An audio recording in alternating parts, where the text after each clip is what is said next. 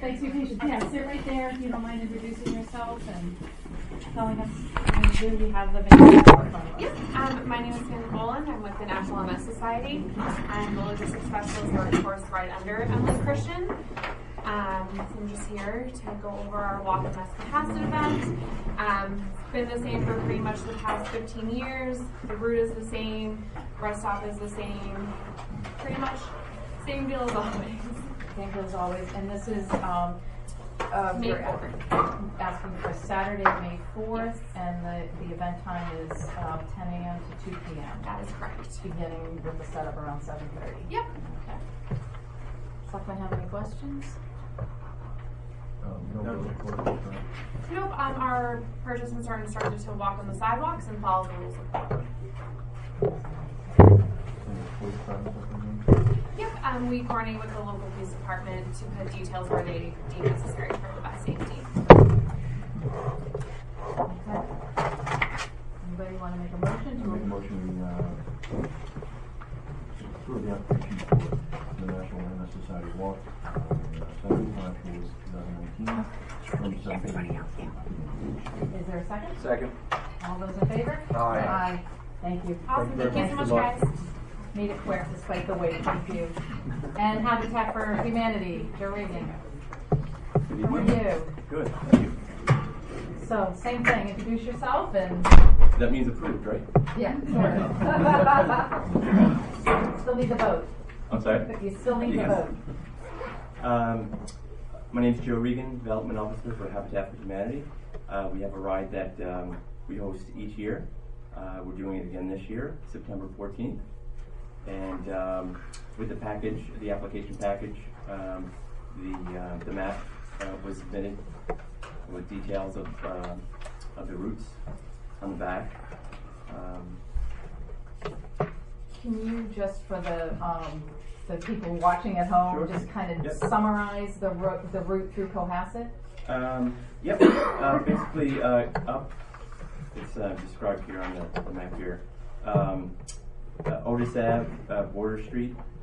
Continue around the inn there at the Cove. Margin Street, Atlantic Ave. Stay on Atlantic Ave, Jerusalem Road to Summit, and then into Hall. So it's just a short stretch of the ride that goes through Cohasset. It depends on the route. It starts and ends in Hingham, but probably people coming through here might be maybe 8:30. And it's just a small number of people, although the ride typically attracts maybe 75 riders. Only probably 15 of them will do the 50-mile route, which is the one that runs through that. And they'll break up in, so it's a matter of 3 to 5 people in little packs. So it looks like there's three courses. There's a 15, a 25, and a 50-mile route. So Correct. 50-mile comes through town. Exactly. All right. Any other questions from the selectmen? No, none here. Is there a motion? Dr. Sherman? Make a motion to approve the Habitat for Humanity 25, 50-mile route through the town of Cohasset on September 14th. Okay. Is there a second? Second. All those in favor? Aye. Aye. Great. Thank you. Thank Good you. luck. Thank you. Okay. 250th Anniversary Committee. Who's here from there? Nobody? Well, we've got a couple hundred years. That's right. What's that? Since we're running late, that could take a long time, so, okay. And then on our agenda, we are looking to interview 2 potential new members for the Town Hall Building Committee, and Mr. Lubitz can't be here tonight, but Mark Cameron, you want to come over here? How are you? Good. How are you? Thanks for submitting your application. Could you just tell us a little bit about yourself? Mark Cameron, I've got 14 years of commercial building experience. I work for Turner Construction in Boston, currently working on a 22-story office building. And then did you to what degree did you follow the town hall project last year? I just peripheral. I didn't really get too involved in it, and Yeah. I was asked to join last year, and I didn't. And I just Yeah. and then Thought the time was now. and then it kind of fizzled out, and Right. I just thought I thought it was important for the town to have a good town hall, have a town hall downtown on the common where it is, and keep the historic structure. Have you, and I can't remember whether I sent this to you or anybody sent it, but with the town hall building committee charge? No. So I will give this to you before you leave tonight. Basically, we had a charge last year and then some plans came forward. We didn't get the funding for them, so we sort of reaffirmed and tailored some of the goals to meet that the town hall will be on 41 Highland Ave, and we're at the point where we're going to add a couple new members to the committee. There's some people remaining on the committee, and they're going to take these sort of goals and objectives that we've set forward and try to present something hopefully in the near future. So I'll give you that, and if any of the selectmen have any questions, and Cameron? What do you do for during construction? What does it do? A project manager. Right now I'm focusing on the mechanical, electrical, and fire protection systems of the office building over it. So I'm a project manager, and I'm in charge of coordinating the subs in the daily construction activity. How long have you been doing that? 14 years. No, the three things we need, both town hall. Fire suppression. Do you have your air conditioning equipment? Air conditioning, plumbing, it's not, we have to cover. Have you always just done HVAC, or have you done full No, I've design build? Have you done drawings and? I've done some design build projects. Haven't again in the construction management, not so much drawing and drafting, but more so managing of the processes and the contractors and issuing contracts, reviewing, leveling bids, scopes of works, that kind of nature. Great. Have you done bidding for these projects? I have. Yep. Full-time and estimating and bidding. Yep. Great. That skill will be helpful. Well, I'm sure you know public facilities have a whole set of procurement laws that oversee that and that get coordinated through our town manager, but you know, we need good eyes to understand those numbers that get back to us. I don't doubt that you have all the skills that you need professionally to add to the committee. Have you ever worked on a committee? I have not. Okay. Steve, don't scare No, him. no. I'm actually, first of all, Do not scare them.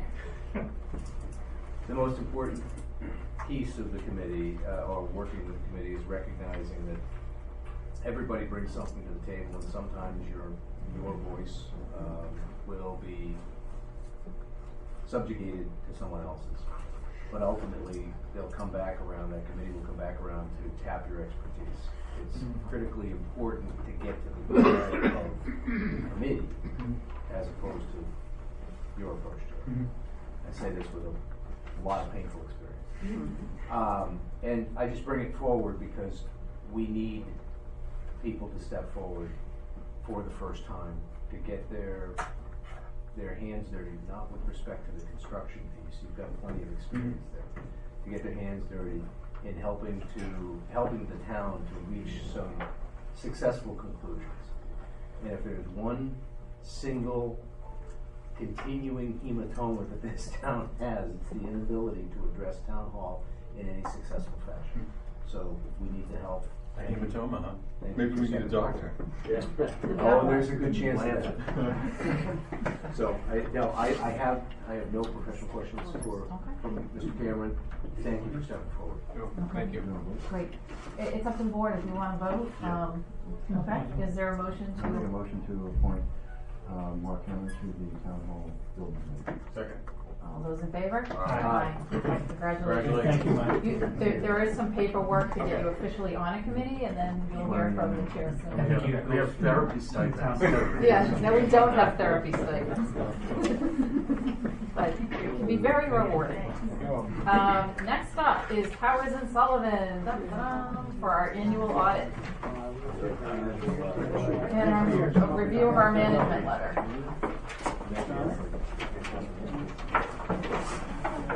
you have some extra hard copies? Oh, great, thank you, because I don't have any. Great. Love that.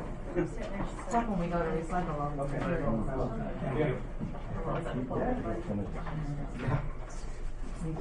I know, either you guys are getting lazy in the management letter, or Oh, would you like a capture as well? Yes, please. I'll leave it to you to say. Okay.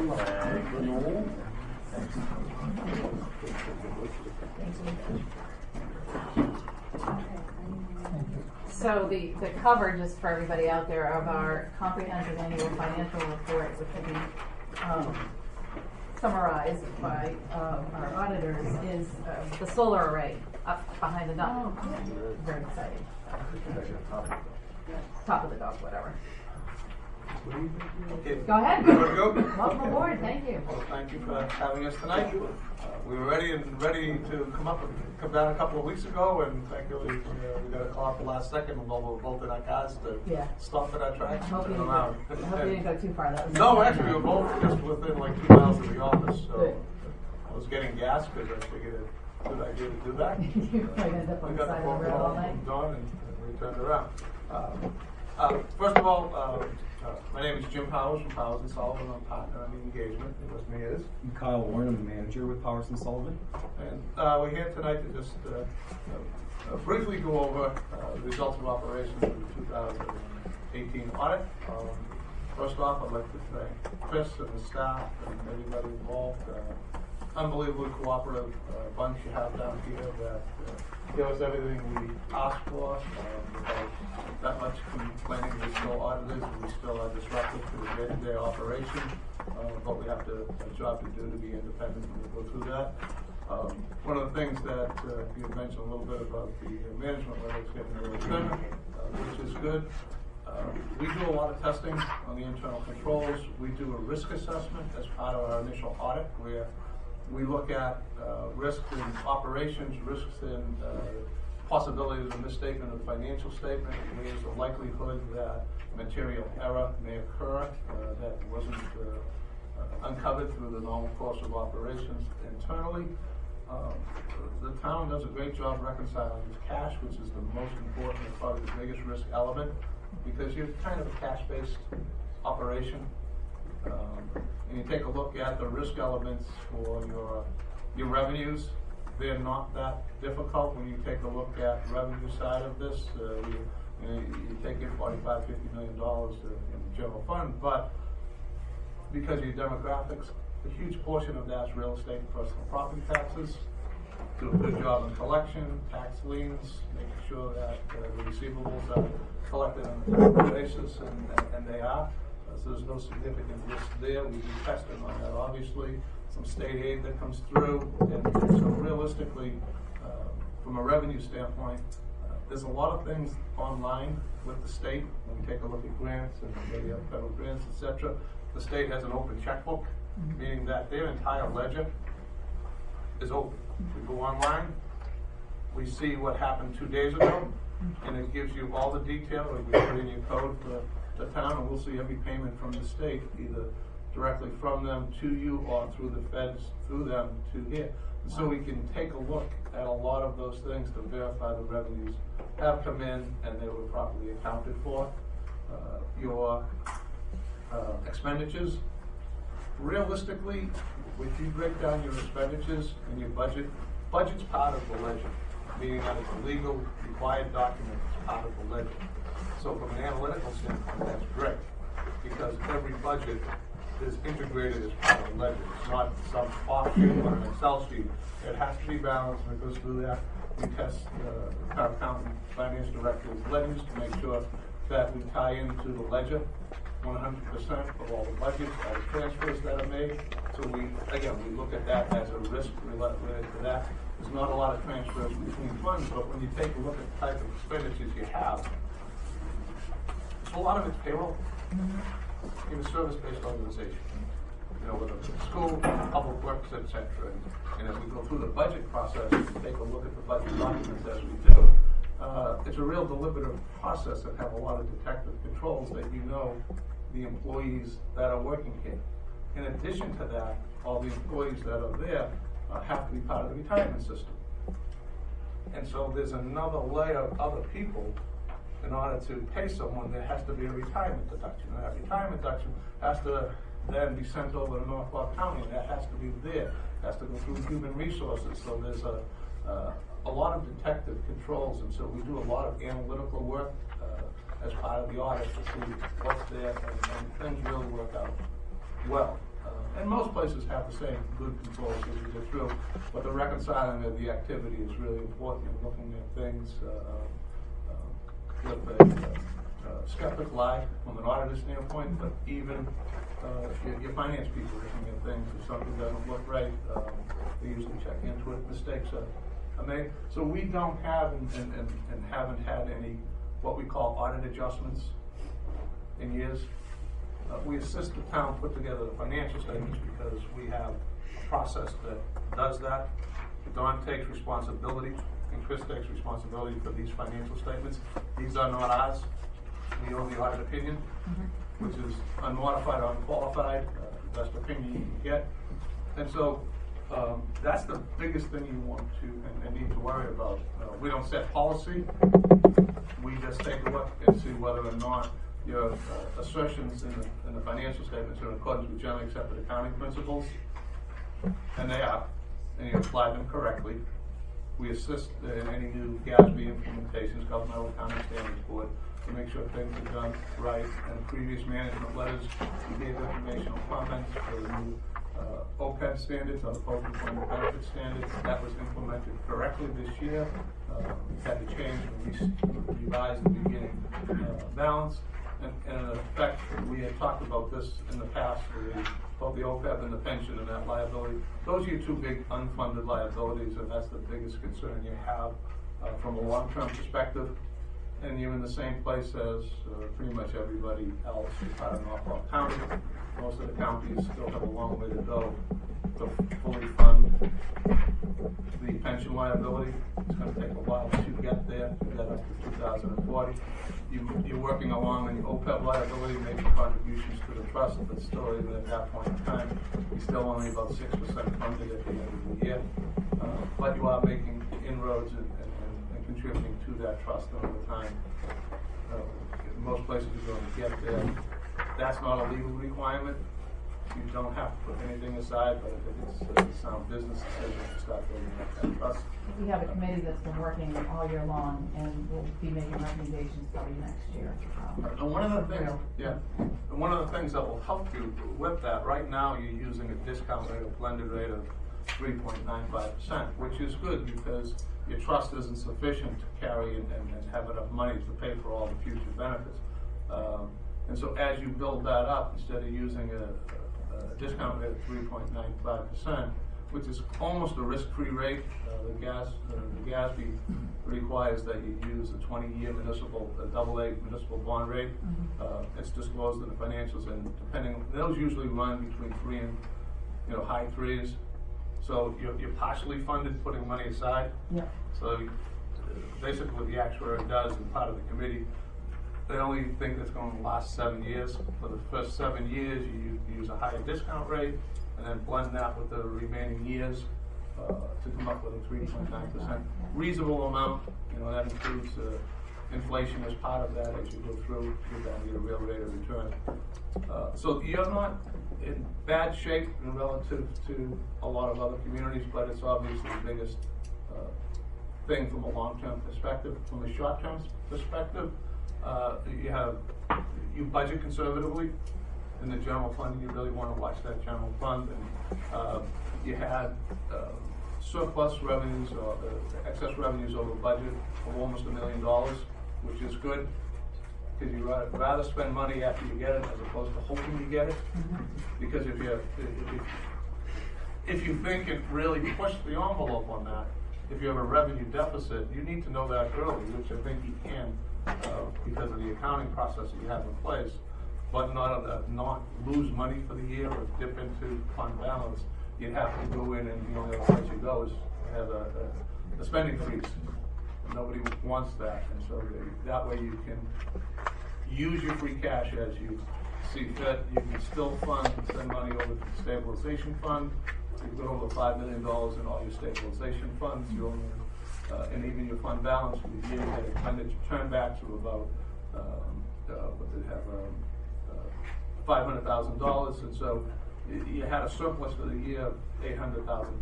So when you add the general fund together with the stabilization funds, you're in pretty good shape with $8 million in total reserves that you can spend as you go forward. And you had about $800,000, $870,000 worth of carryovers to next year. So, you know, again, it's good. We don't comment on the fact that you're budgeting that way. Right. We would if we were seeing a problem with the way you budgeted. If we saw a lot of deficits in your revenue projections, we would probably have a point on that you really should not do that. Or if you're dipping into your fund balance for operations, again. Not under our watch. Not under Right, your Dennis? watch. And one of the good things that CAFA does in the comprehensive annual financial report is in the back, in the statistical section, is 10-year trends history that will track your fund balance or your net positions for the last 10 years. And so you can see how well you've done over time. Same thing in the required supplementary information for your OPEB and for your pension standards inside of the financial statements. It'll give you a 10-year history of what was your liability, and again, this is building for the last several years. OPEB standard, we have 2 years back there right now. Last year, because we had to do the beginning balance adjustment. So what was it at the beginning of fiscal year 18, what was it at the end of fiscal year 18? And it tells you why things changed from the total OPEB of pension liability and how your trust changed, and it also give you the actual money-weighted rate of returns as part of that. So if you're taking a look at your discount rate and you're worrying whether or not you're too high on a lot of those things, it will tell you what your investment rate is. So there's some good information in a CAFA as you go through that.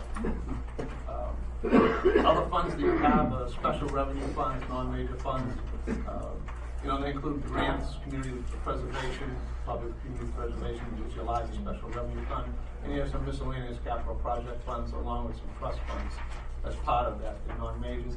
They're self-supporting, and being self-supporting, grant compensation funded, we test compliance with the grant. We did not see any issues relative to how that operated.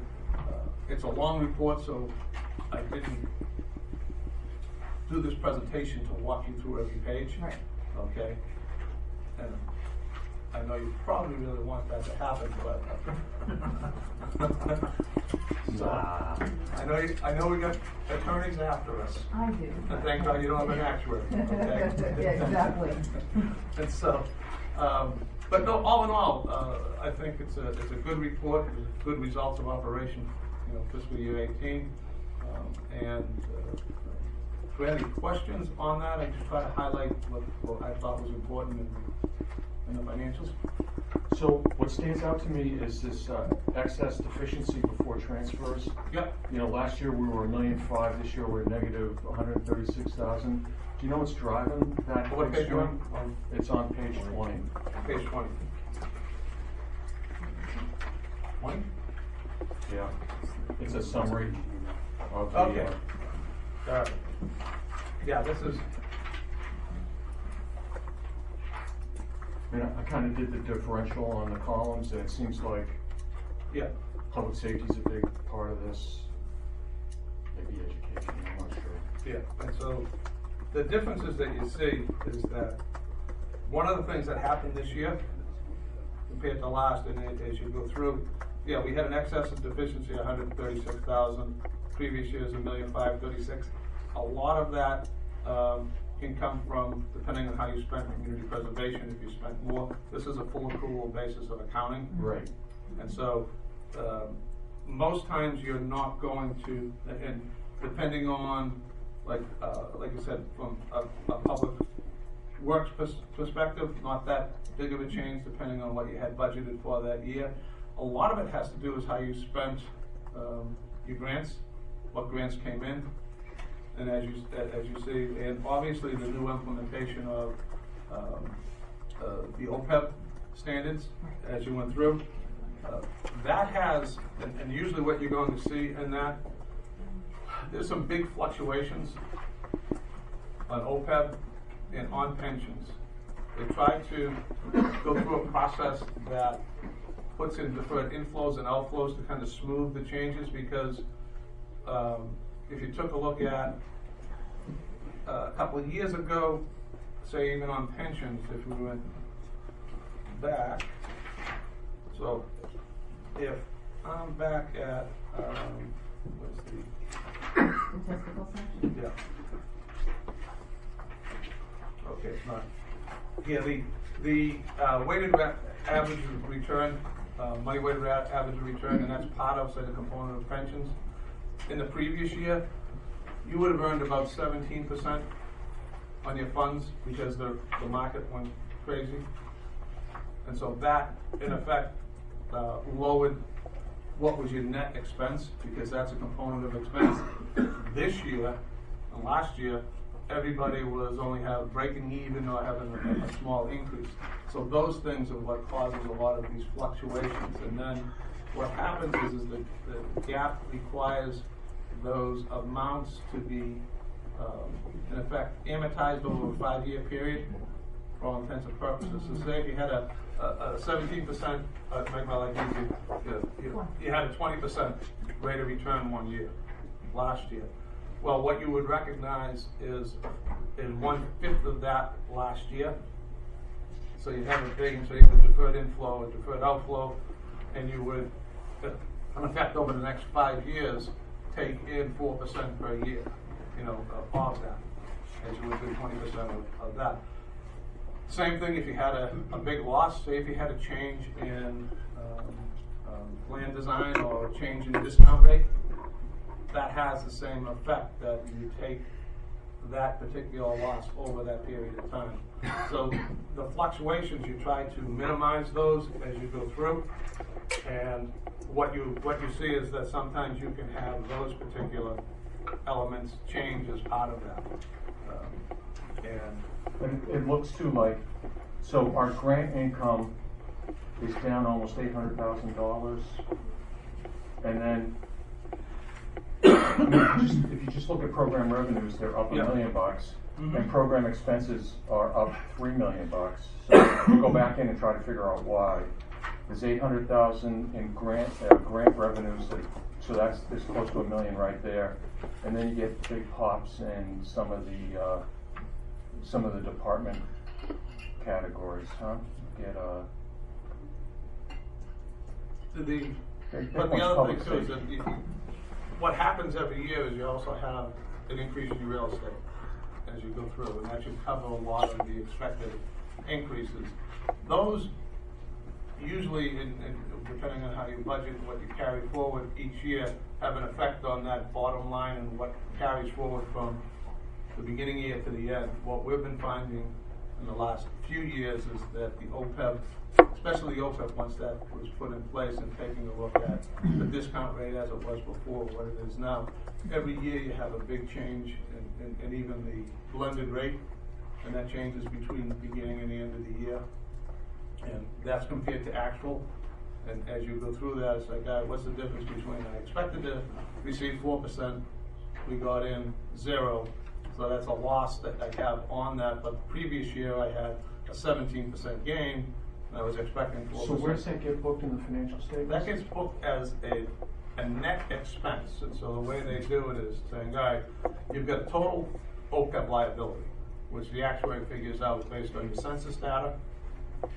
Here's that age, is the age, this is what we have as plan benefits and your cut committees, etc. as you go through it. So this is what you're offering.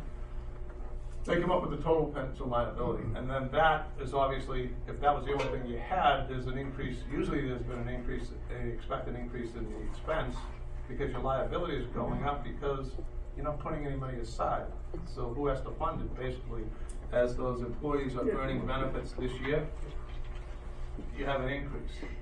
And as people, and as you're paying the current retirees, the liability goes down. When people pass away, liability goes away for that particular, but usually someone else is coming on board. So if you have an increase in the number of employees, there are a lot of factors that are included in that.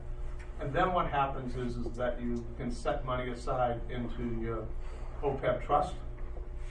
However, as you set money aside in your OPEB trust, two things happen. One, you get credit for what's in the OPEB trust. So last year you contributed $350,000. And it's like, okay, so my OPEB trust went up by $350,000. My net position went up by $350 plus investment earnings. That's going to be subtracted against the net expense as you put those two together.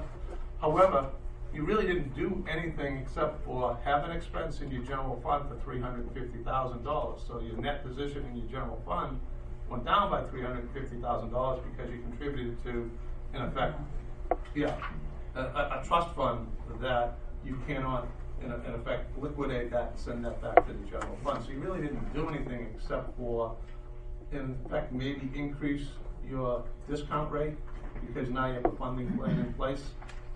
But from that standpoint, you're going to expect these liabilities and the expenses to go up each year. And there's other factors that also relate to that OPEB. You also have to take a look at your medical trend rates. What was your medical trend rate last year? This year you're using an 8%. You expect medical expenses to go up 8% per year. Less. We just got our rates are going down next year. Right, but on your actuarial valuation. Oh, Yeah. Okay, and that's where, as the new valuation comes out, and again, this is not a 1 year look at. You're looking at 8% not from a short term perspective.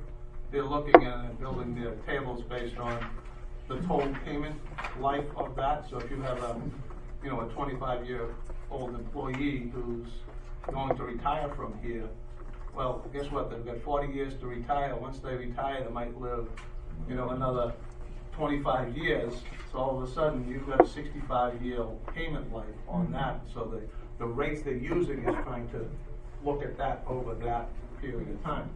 So the short-term volatility is where you take a look at. We thought it was going to be 8, but it was only 4, or it was minus, and that will in effect reduce the expenses. It's not a simple thing to look at. That's complicated from that standpoint. But most of the expenses and the changes that we see between years is not a budgetary function. It's really the accruals that are, and these are the two biggest accruals that have a lot of volatility in them. If you want, I can dig in deeper and get back to you with a better No, it's okay. answer. I think I know what's going on here, so. Yeah. But if you go year to year with your budget might go up, but you raise revenues to support that. You've got a balanced budget. Right. The only thing that would reduce your budget in any year was if you, in effect, didn't meet your budget projections, had a bad snow and ice year, you had to use that, or if you voted to use free cash to support the current operations. In effect, you're budgeting a loss for the year, so you expect a loss from that standpoint. It looks like everything outside the appropriated budget might have gone down a little bit. Yeah, and so, and some of these, and some of them, from a special revenue standpoint, community preservation. You get revenues every year for community preservation. That which you tax, and that's which comes in from the state. Well, do you have a consistent expenditure in community preservation each year? No. No, and so that's a self-funded. It's not a grant that you get. You're getting a piece of it in as a grant, but you're getting revenues in there, and that has an effect on each year. So in community preservation, you spent more than you did the previous year. You would expect a decrease in your net position. Okay. However, when you get the full accrual, then when you have a decrease in your net position here, you're also should be capitalizing assets to build up your capital assets, and so it's these particular financial statements have 3 different bases of accounting in them, and that's why a lot of people find them as completely confusing, because you have there's a governmental accounting standards board, there's a financial accounting standards board. Well, if the rules were the same for the private sector as they are for governments, you wouldn't need 2 bodies, because everybody have the same rules. Different measurement focus. The full accrual statements, if you took a look at your full accrual statements and you took a look at these unfunded liabilities, $60 million, I was talking to the community the other day that had, $370 million of unfunded liability, and businessman was talking about it. He said, this makes no sense. I said, you're a AAA rated community. If you took these same financial statements, you put them in the private sector, there'd be junk bonds, and it's not legal not to fund, with the ERISA rules, et cetera, to fund these particular liabilities. The difference in the government, the way they look at it, especially from the discount rate, is that the town of Cohasset should be around 100 years from now. It's illegal to go bankrupt, for you to go bankrupt in Massachusetts at this point in time. You will not fold. Even if you did, you might have different priorities in how you spend your money. But the risk of payment to your retirees is minimal. Even if you don't hit the 7.5% rate or the 4% rate, the burden shifts back to the town. So you might have to say, we cannot provide all these other services because of the way we're structured. And so that's why you have a little different perspective. Most governments would be out of business with these type of liabilities unfunded if you were a business. And you couldn't do that. You'd have to use the risk-free rate in the commercial sector for any of these liabilities, because you can't shift the burden to the employees with with the plans that you have in place. What businesses did, they changed the 401ks as opposed to a defined benefit to a defined contribution. You couldn't have a defined benefit plan that has a 6% funded rate. Okay, that just wouldn't be allowed. It's not legal to do that. But governments, they are, and so it's kind of you can still be a AAA rated community with these huge unfunded liabilities because you have a plan in place. To do that, the OPEB is not a legal requirement. The pensions is. Any other questions? For the open liability next year. Yep. Change now, most people go Medicare at age 65. Right. If the age of Medicare drops down, your open liability potentially drops, right? Have you done any modeling around lowering Medicare to support the open liability? The actuaries usually are the ones that do that as we go through. We take a look at what most places do, but what we've found is exactly what you said. More people that you can shift to that other plan, there is a dramatic savings. The other thing is obviously the contribution rate, and what you offer, and the plans obviously that you offer as part of that as the ways to do that. And the only other way to do it is to, in fact, fund at a more aggressive level, which will then change your discount rate, which will lower your liability. If you take a look inside of the financials, there's a sensitivity analysis for the discount rate and for the medical trend rate. And what you'll find is it be like a 25% shift between the liability if your discount rate went up or down by 1%. So if you think that that rate is a little bit too high or too low, you have the ability to analyze that and make that change. We look for, is it reasonable? Is it also in line with what the trend is? And right. And we also take a look at your investment strategy. Unless you invest in a manner that's going to achieve that particular rate for what you're doing, then you cannot use a higher rate because the investment strategy needs to match what you use as your discount rate. We're going to have the OPEB committee do a presentation to us soon, and we've tested a lot of those assumptions and played with various things. Yeah, in terms of retirement age, in terms of contribution, and all that jazz. Yeah. So there.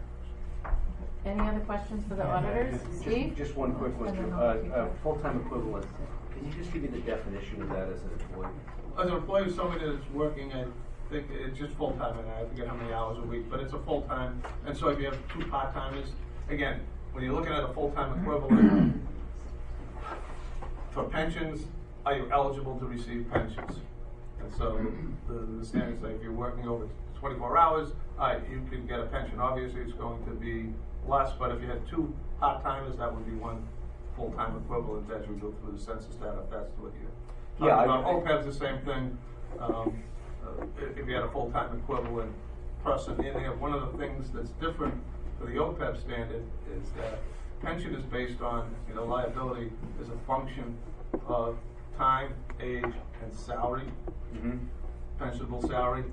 OPEB is time, age.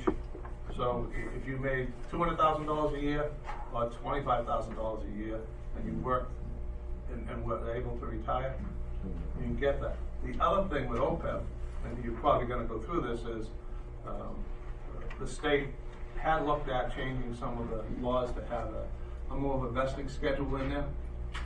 So if you work your 10 years and were eligible for retirement, and you just waited till you hit retirement age and you're getting nothing as a pension, you get the same benefit as somebody that put 40 years of service into the town. Right. Which, from the pension standpoint, they factor that in.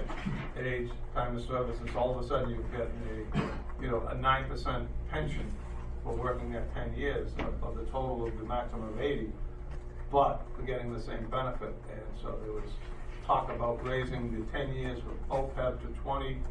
It kind of fell apart in the legislature and the committees a few years ago. There was It was an election year, I think. yeah. So it came close. 2 years. Yeah, but there's actually another push on there by a couple of the MGFOA people. I did a presentation on that at the trade show for the Mass Municipal on that. Yeah. Actually, got a lot of people that came. Not surprised. Yes, not surprised. But one of the people that Sorry, I came was missed that. one of the ones that was really one of the treasurers out there that's been pushing that for years. He's trying to re-engage the legislature to support, in effect, a vesting schedule. So just to follow on to that question, so when I'm looking at, in this case, in the CAFR, page 122, full-time equivalent town employees with function, and I'm looking at a... Oh, okay, for that schedule as opposed to... Yeah, but if I'm looking at a number by department, am I effectively looking at a discrete head count? If in the department it says 50, then it might be 75, but it's 50. 75 is 50 full-time equivalents as we go through. That's in the statistical section. That's right. That's a table put together by the town. That's unaudited numbers, the statistical section. Okay. So we look at it just from the standpoint of does it make sense year to year? It should be part of, sometimes it's part of your town report as you go through, but that should be an accurate representation of full-time equivalents. It's also a requirement as part of the Schedule A that's submitted with the state every year to put in the number of employees for full-time equivalents. So it's a good estimate, but by department it should be, 2 part-timers would be a full-time. Okay. Type of thing. All right. And they might not be, I'm sorry, because like I said, the OPEB and the rest of that, same type of information's in the OPEB and that from a No, disclosure standpoint. useful follow-on information, but Yeah. that answers my question. Thank you. Kevin, did you have a question? Yeah, I don't see here in your report here where you make the statement that the financial document we have in front of us, the financial annual report is prepared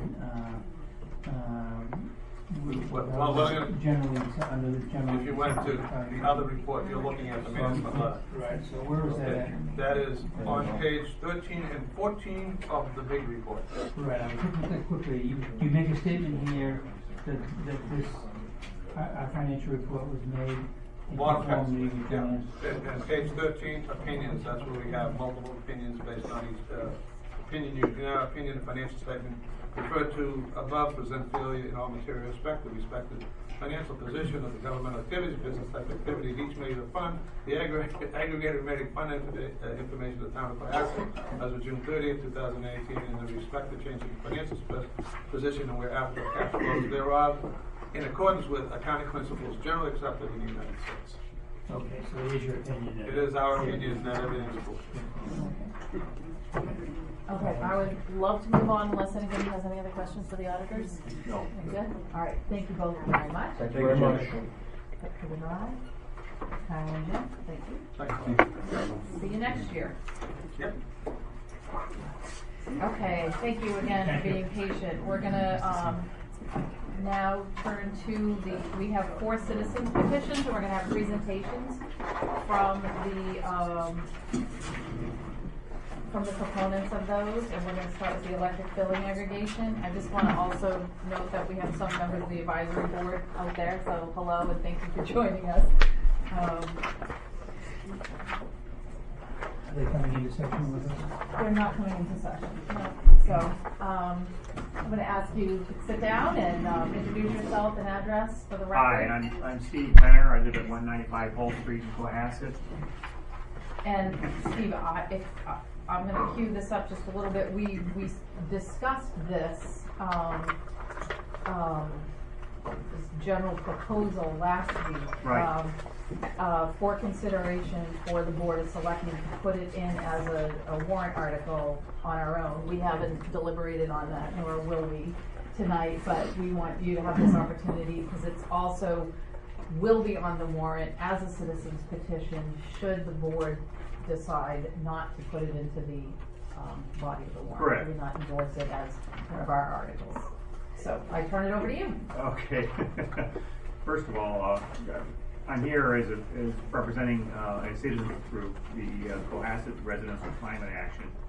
I just want to mention that as also a member of the Alternative Energy Committee, I'm delighted to see that the audit report has a photo of the solar array at the landfill on the cover. I think it's just wonderful. Just for you. Yeah. That's so great.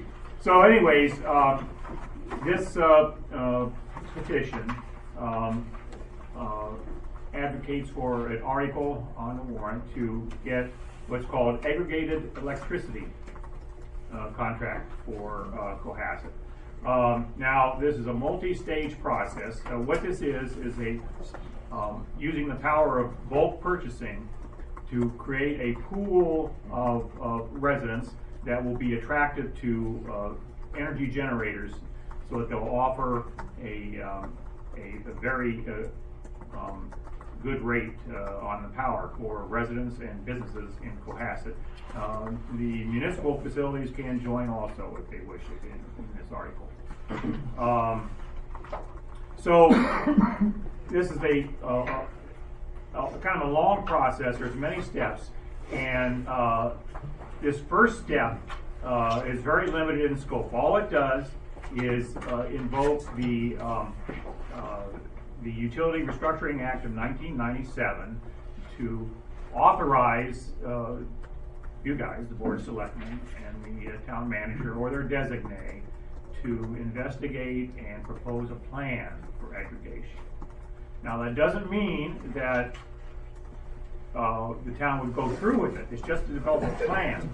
And then after the plan is developed, with the advice and assistance of the Department of Energy Resources, and there's many other sources of help we can get in preparing a plan. After doing that, it would go back to the voters of Cohasset to at a future town meeting, hopefully in the fall, to decide whether they would like to see the plan implemented. So the residents will get two chances to vote on whether they think this is a good idea. And then if this current article passes and the next one passes to implement the plan, then at that point, then RFPs would go out to energy providers and we get the bids back and evaluate them. And if everything was good to us, then the residents would be notified and they would have a choice. They would be automatically enrolled in unless they decided to opt out. The exception would be if residents already had a contract for electricity through a third-party supplier, not just through the default one that National Grid procures for them, but if they had another contract. Then if they wanted to participate, they would have to take it upon themselves to cancel their contract and then enroll. But if a resident just had the default utility service and had not engaged a third party for power, they would be automatically enrolled unless they opted out. And a big part of the plan would be how we're going to notify all the residents and give them adequate time and information to make a decision as to whether they wanted to participate in the program or not. So that's basically what it is. Now, when we met last week, you guys requested that I give you a frequently asked questions document, so I put that together. Did you get that? So I think that's pretty thorough. There's two sections to it. The first section is kind of directed to you guys, has to do more with the article than with aggregation itself. In the second part, I took mostly from another town's frequently asked question list that they had distributed to the citizens of the town. And that answers questions that are more directly relevant to electricity customers. Anyways, I'm not sure how you would like me to proceed, but maybe I should just answer questions. Yep, I'd like to turn it over to Selectman for questions. Go ahead. Yeah, first question, Steve, is the proposal has the town, assuming it's passed, the town developing a plan, but it seems, again, it brings up the question we had last week. It seems that one element of the plan is proscribed, and that is that you're automatically opted in as opposed to... Right, you're automatically enrolled in the plan unless you opt out. That's state law requirement. Okay. And the second part of that is, as a follow-on, one of the things you pointed out is that would require communication with residents. Right. But that's not one time only. No, we, by state law, there only has to be one, but we want to have at least two chances to communicate with everybody in town. Well, I would think it would actually have to be annual because you've got housing transactions of purchases and sales, new residents. And so as a result, that would have to be ongoing, right? You couldn't anticipate that a new person moving into town would be automatically enrolled and never told. Yes, that's right. Yes. So that would be a part of the plan, how we're going to manage that. Right. Jeff, Thank you. Do you have a question? Yeah, what other towns in the South Shore are on this program? Let's see, on the South Shore. Well, I can tell you that the first group of towns that did this was the Cape Compact, I think they called it.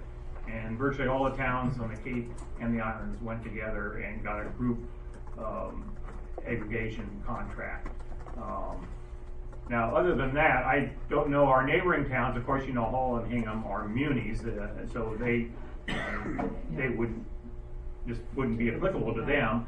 I can tell you in Scituate, they passed a similar article last fall at town meeting, so they're going to proceed with this. Marshfield is at the same stage we are now. They have a citizens petition, and they're going to go, to town hall with that. I know that Hanover considered it some years ago. I'm told by our town planner, but they didn't proceed with it, I guess. Now I don't know. So there are 136 towns at least in Massachusetts that have gone through the process and got approved aggregation plans. There of those. One thing I think is they've almost all saved their residents money.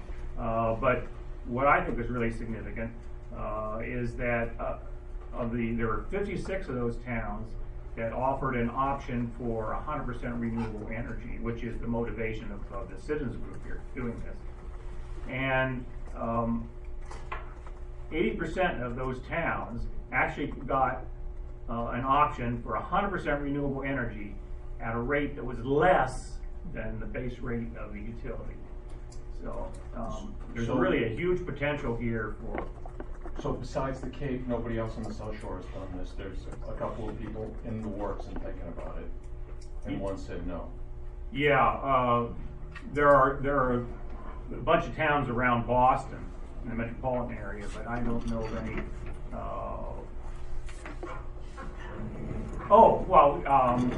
You call Marshfield and not Marshfield. Kingston and Plymouth. Plymouth is gone into this sort of thing in a big way. The bills that are presented. Right. We had a presentation from people from Plymouth. We had their energy manager and we had the energy broker came and gave a presentation to alternative energy. Yes, so I guess that's the South Shore. Yep.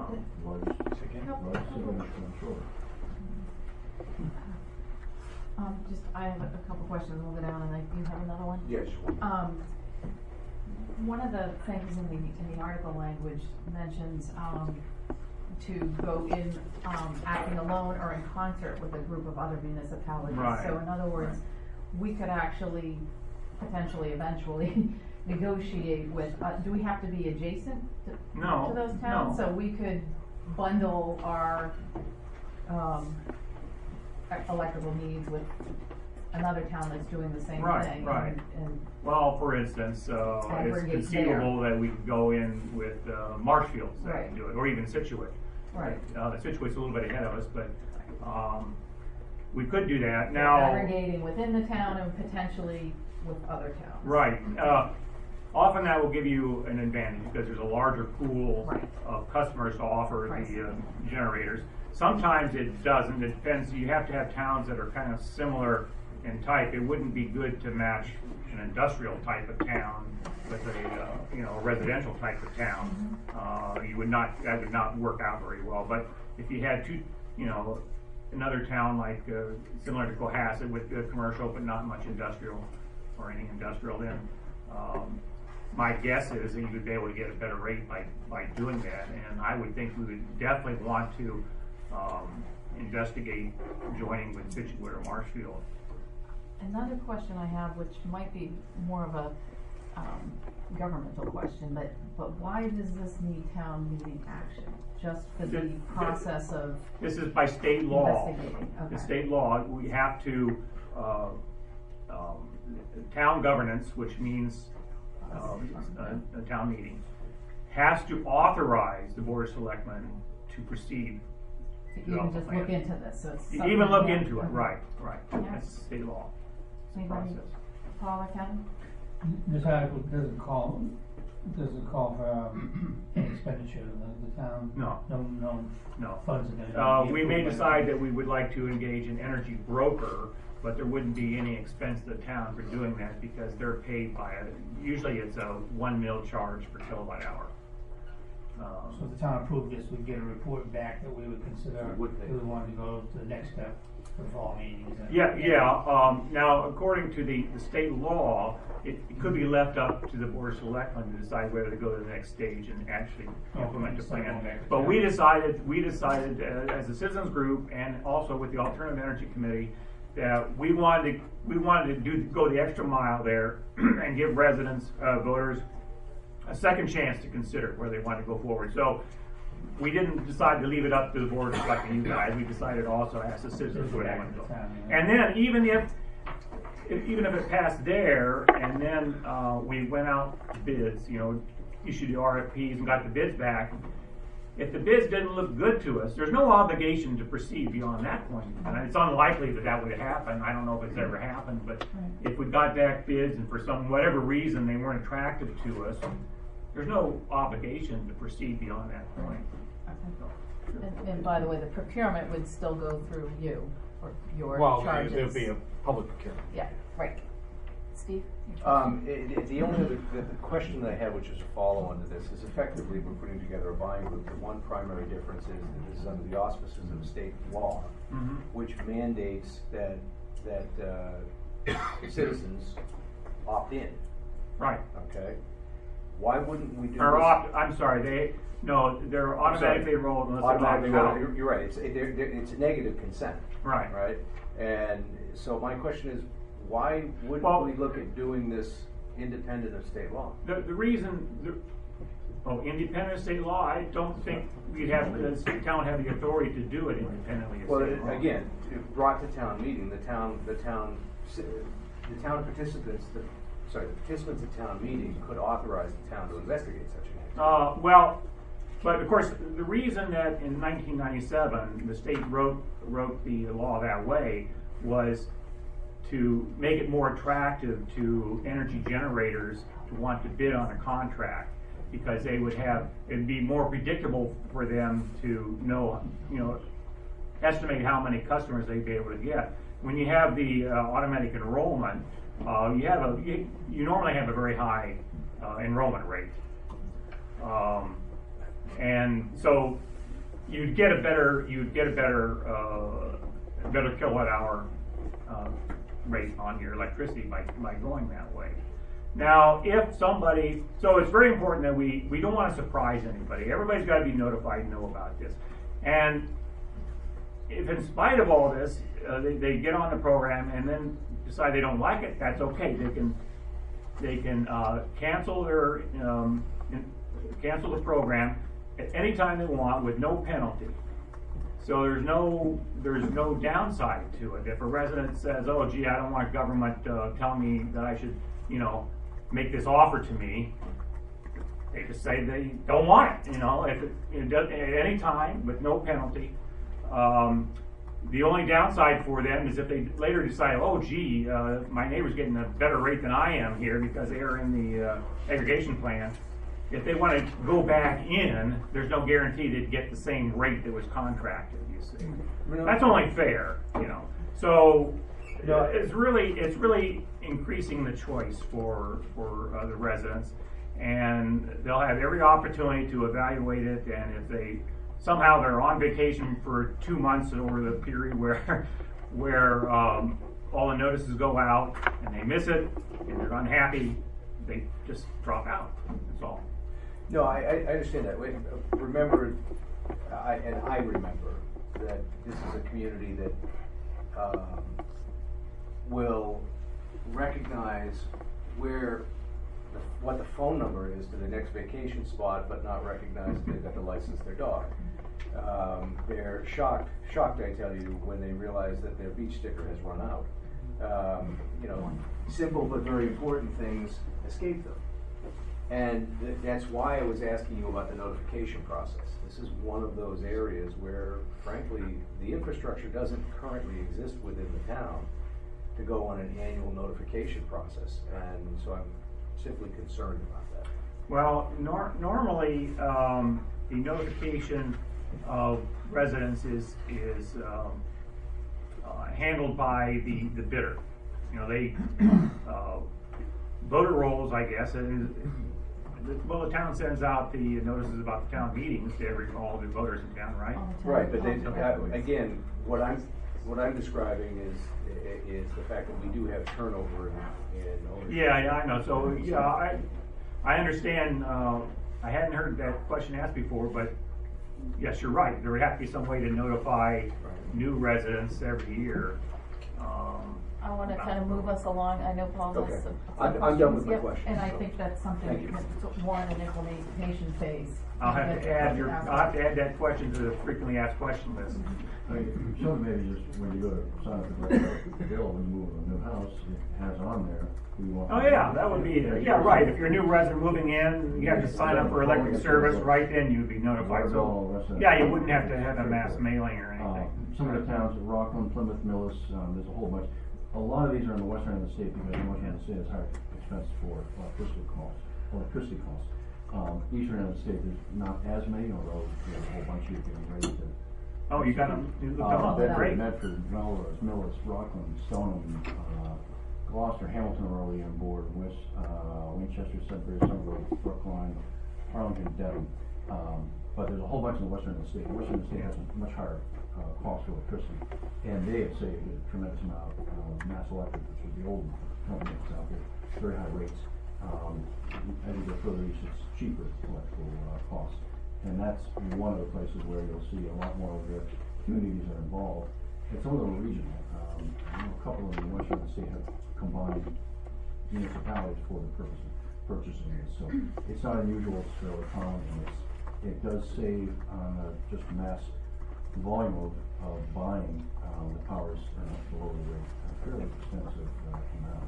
Not a lot, but it's Nationally, it's going to bump it up to 15 cents. There were studies by University of New Hampshire that studied the program in Massachusetts, and and also University of Massachusetts did another study, and they both agree that residents have saved money, not a lot of money, but a little money, but also the green electricity aggregation has been a big success too. They've been able to increase the amount of renewable energy in the mix of power. And the other thing, this only is for the execution of a plan. This is not. Right. This article is just part to investigate and come up with some plans. What's available? We have a whole bunch of communities that are similar to ours or not. And we Right. know how they. So there are a bunch of steps to the process. So this is the first step. This is the first step, and the second step would be after the plan, come back to town meeting and residents But will right know now, where they this want to is- implement. This is just to see Right. if we can look at options that are out there. And Right. what it would entail. And then even if they voted to implement it, if we went out to RFP, got bids back and didn't like them, So I was saying, just say no. Okay, that's it, that's all I have. all right, we good? All right, thank you, Steve, Sure. again. Diane, I have a question. Okay, yep, Yeah? yep. I'm Mike Dick, 27 Parker Ave, I'm on the advisory board. Could you talk a little bit about what the obligations are for the town and the town manager to administer this program?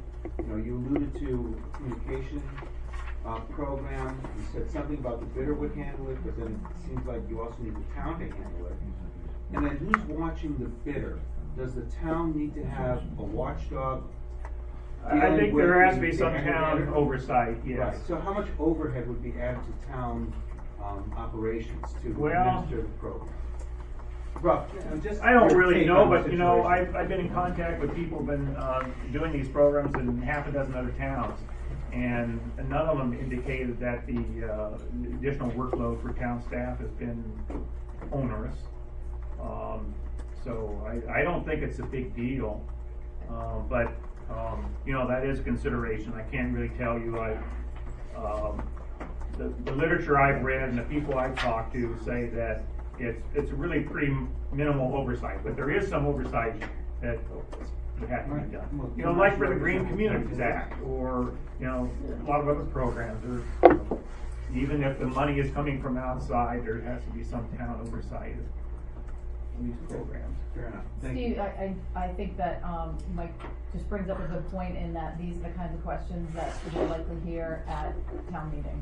So, to the Okay. extent that So you're able I'll do my best to be provide prepared. answers for that, right, you know, I think that's what these public hearings are really good at, is kind of identifying, you know, Yeah. people's, where they take this information. and I'll what try to they talk can to do. some town managers in other towns that have done this and see what they I think have to that'd say be about very it. helpful. Yeah. Diane, you have one more question. Anybody else with a question? Yep, if you don't mind standing up and Sure. identifying yourself? Mark Back, Forest Avenue. Is the singular focus of this plan to lower rates? Well, the original law passed in 1997, that was the intention. But in the last few years, more and more towns have been using this to increase the amount of renewable energy and reduce the carbon footprint in the town. So and they kind of changed the name, we now call it the green electricity aggregation, community choice aggregation. So the way this would work is there would be a base default plan, which maybe would just have the minimum amount of renewable energy, and it's required by the state, which is now 14%. The generation has to be generated from Massachusetts wind farms and solar. But so that would be the minimum, and you know, every energy supplier has to provide it. National Grid does. They all do. But the idea would be that that we would have maybe two other options for people to green up, get more renewable energy from Massachusetts, or maybe go for Texas wind farm renewable energy, and we'd have to decide, it'd be part of the plan, decide what kind of options, green up options to offer. But the motivation for the residents group that's sponsoring this is to actually get more renewable energy. But at the same time, we anticipate saving residents some money. That's kind of like the honey, sweeten the pot And if somebody's not interested in climate issues, maybe they'll they'll feel good about saving a little money. So somebody has to make the decision to say, we'll pay 2 cents a kilowatt hour more to get 8% Exactly. renewables. Right. So But that's some body, not. that would be one of the options. Say maybe there'll be three options: a base option, a green up one, and then a premium green option to offer residents. And then every resident would have to decide what they wanted to do. If they did nothing, they would be automatically enrolled in the default lowest level. If they wanted to get more renewable energy, then they would, check that box on their postcard and send it back, and they would be enrolled in that. They're automatically enrolled. They'd be automatically, well, if they did nothing, they did not send the postcard back, they would be automatically enrolled in the default plan, the base plan. If they wanted more than that, if they wanted So I'm to. saying there's a lot of iterations of postcards that have. No, just one postcard. Well, no. Excuse me. Yeah, go ahead. No, I'm losing You're control of the meeting, it's my Yeah. fault. So if I want the Sorry. questions to come through me, Steve will answer them, but I don't want a back and forth conversation, Correct. because we will devolve very quickly. So. No, the enrollment is very simple. That's the important point. It's very easy. One postcard that a customer has to read and send back if they want. Okay. Great. Thank you very much. And Thank you very we'll much. be taking this topic And up thank again you. on. Thanks for your questions, and I'll have to beef up my frequently asked I questions. know, it never ends. So, okay, next up is a citizen's petition for the release of a water easement. David Bigley. Yes. And Elise. Could I give us your name and address for the record? Sit down, feel comfortable. David Bigley, 25 James Lane. And Elise White, 25 James Lane. Hi. You have the petition in front We of do you. have the I'm assuming? petition, if you could sort of summarize it for everybody that's here. Sure. We live at 25 James Lane. Our house faces James Lane. The original property that we got 15 years ago included the corner of Cushing and Pleasant. We have since subdivided that property, and there's actually a house going up on that second piece. In the process of doing that subdivision, because we hired such a competent and thorough engineer, we found that we had an easement across our property. We didn't even know that when we bought the property. So now it's this easement going across the property. We've been to the Water Commission, 2 or 3 meetings of the Water Commission. They have declared they have no use for it, but so that was hopefully what we thought was going to be our easy route. Let's go. Water Department said, yeah, we don't need it anymore. The end. The end. But it isn't the end. It has to, because it is an easement, an actual deeded easement across the property. It's considered real property, and the Water Commission does not have the authority to. It has to be done by an act of town meeting. So that's where we are. It hasn't been used. Yes, it's the water. Well, if you'll notice, the last wording of the petition is that part of it is that we agree as the owners of the property is that we will cut and cap this pipe at the street levels on both sides. That's written in there, and that's our commitment to do that. But it also says if it exists. So right. they don't even know that there's a there. pipe there. Okay. Never mind that they have a use for it. They don't even know if it's there. So this is really just trying to clean this up, get this off of there so that it's not encumbering that piece of property. So Chris, just from our point of view, so the town has the easement, or they own it, their property, so we put equipment theoretically underneath there, like a pipe and this is the only way to get rid of that, release them from. The only town meeting has the authority to accept and release easements. Right. Okay. And again, the Water Department has said on more than one occasion that If there is a pipe there, we have no use for it. We should have something, I don't have anything in writing from them, we should have something in writing, if they should have an engineer certified, that's good to go. I should have. That's why we're here. So, have you looked in the maps in Town Hall if there is a pipe that exists there that may potentially access water or potty for? We have not been able to find the pipe on any maps. We found the easement, but not the actual statement that says that a pipe was actually laid there. So this would allow somebody, this would allow someone to build on that property, is that sort of? Yeah, so it's a clear piece of property. Right now, it technically cannot be built on. Because there's an easement. I thought you said something was under construction already. On that lot. On the lot, not on that. Particular portion. Right, it's like a 12-foot easement. It goes from James Lane to Pleasant Street across the property. So whoever's building whatever there, a house or something. No, they have avoided that.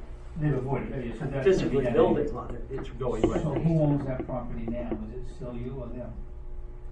The second lot, there's a house being built. And Where it's being, this easement is that? Yeah, we've sold it to Maxell. I think it's Maxell. Marvell. And it's, they own it. So you don't own the property anymore? Well, we own our portion, but. The easement runs through both parcels. Right. Their parcel and the parcel that they divided and sold off. Okay, so I was wondering why that other party was presenting this. Are they on the list? Oh, yeah, it's on there. It goes through 30 Pleasant Street, 25 to 12.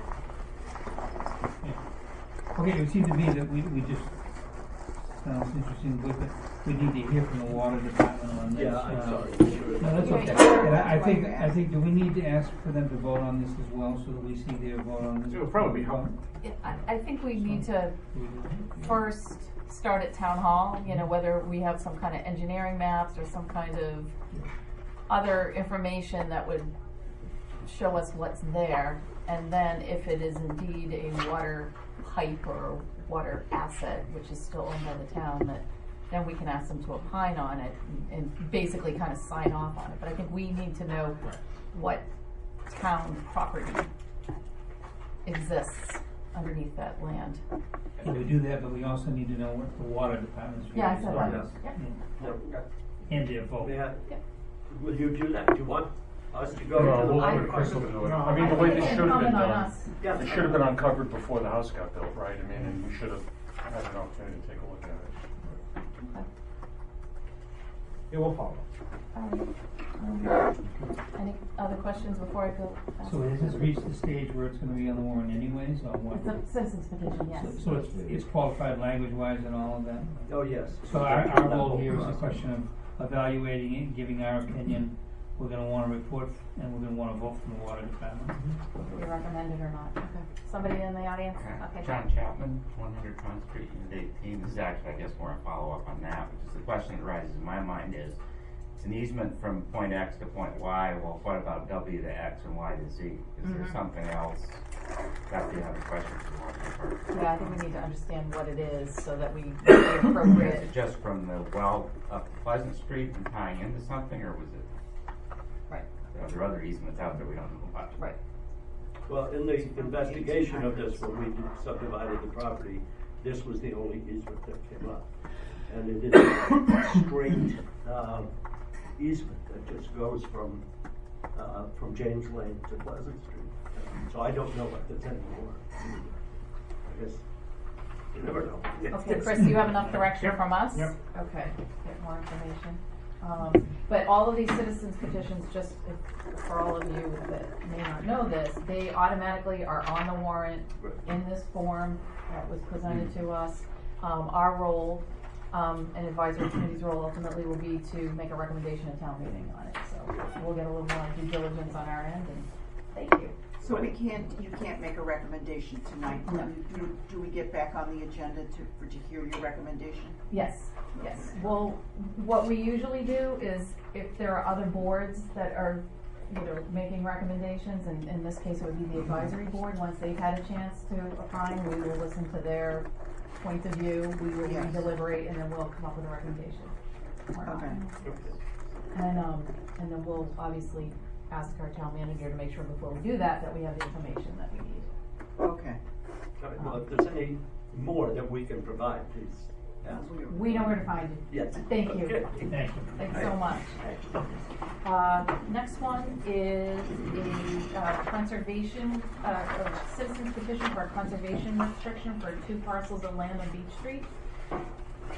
Like everybody else, introduce yourself and name and address. Hi, I'm Jeff Walt, 36 Old Pasture Road, and the director of the Cohasset Conservation Trust. Katie Boulder. 79 Norfolk Road. I'm also a director on the Cohasset Conservation Trust and a member of the Open Space Committee. As a means of background, Conservation Trust owns about 20 properties in the town of Cohasset, totaling more than 200 acres. And the reason that we exist is to protect the open space in the town and provide passive recreation for the community. One of the parcels that we own is called Sumner Smith Overlook, which is on Beach Street. If you've driven down Beach Street, you may have seen our sign that talks about it.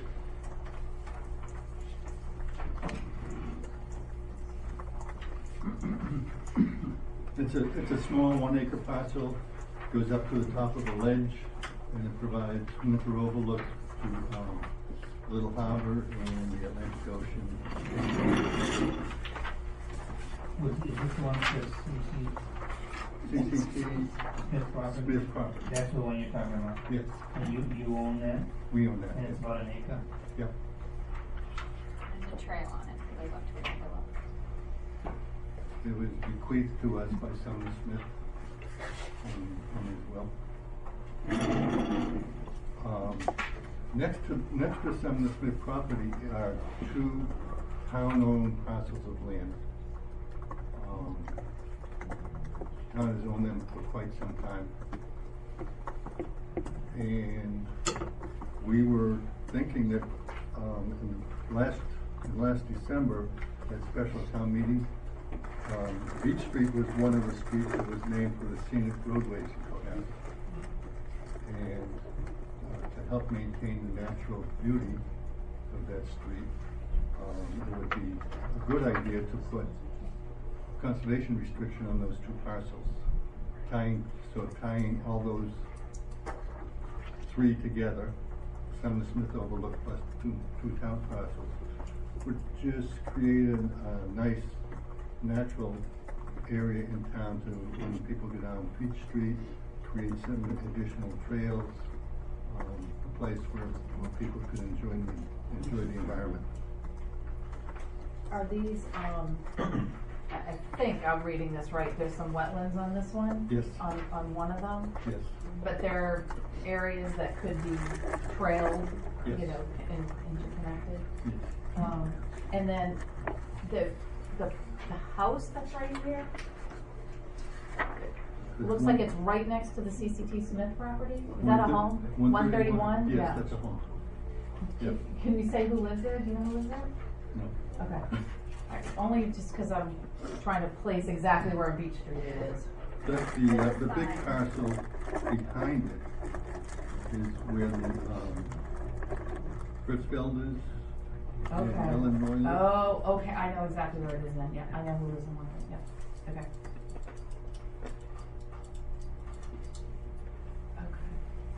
There's a green CCC sign on the road, so you drive by, you'll be able to notice that sign, and that'll give you a sense. Okay. Now, we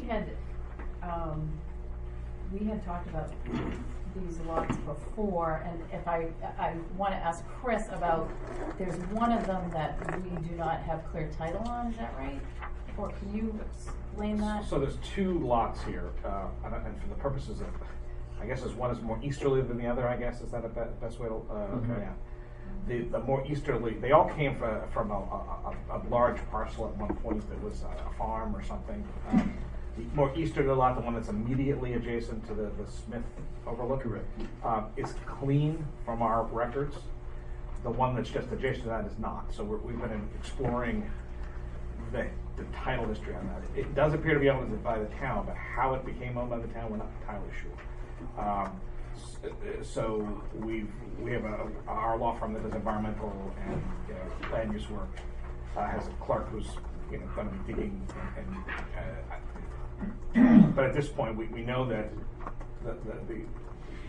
again the more easterly one is clean. We have a clear. I forget how the town acquired that, but we know the history of that. The ones adjacent to that one is just a little more fuzzy. It seems to be in town ownership. And it seems to have been for some time. We just don't have the whole history of it. Could there possibly be something that, I don't know, because of the wetlands there, that it's in like some other... To my knowledge, neither of those are buildable lots under the town zoning code. Right. Because I did ask at one point, what was out there that has any value. I'm like, and you think Beach Street, you're like, oh. Right. But it didn't, apparently it didn't need zoning, from what I was told. So it hasn't been on my radar, except that we've been looking into, how the title is on one. So, let me just pose a question and then I'll hear from the other members of the board. But this citizen's petition, if we don't get an answer to the title on that particular parcel, can we take action on it? I have to ask council. Right, could we remove that, or can there be an amendment to a citizen's petition on the floor? You can always amend by something the on the floor. proponents? Yeah. Okay. Just I remember it also, this does have the catch-all language, or take any other action relative there too. Okay. So if one, somebody get, you right, have it wouldn't be council our plan on action that, to not me. take, but I'm just saying if something's unclear and we don't have a clear title on it, Right. then it's probably not legal to proceed, but we'll get advice on that from One of the council? parcels, at least one of the parcels is taken. Okay. And I'm not sure if that affects whether or not you get a deed. And that may be one of the complicating issues here. Yeah. And the town historically didn't always do the best job of keeping records on stuff that no one's going to do anything with. So sometimes you have to go painstakingly recreate what happened. So I think one of them may have actually been deeded or scrapped. That's the one that's immediately adjacent to your. The clean one, I think, is the one that's adjacent to your property. And again, I don't know if that was deeded to the town or what, but the town has it.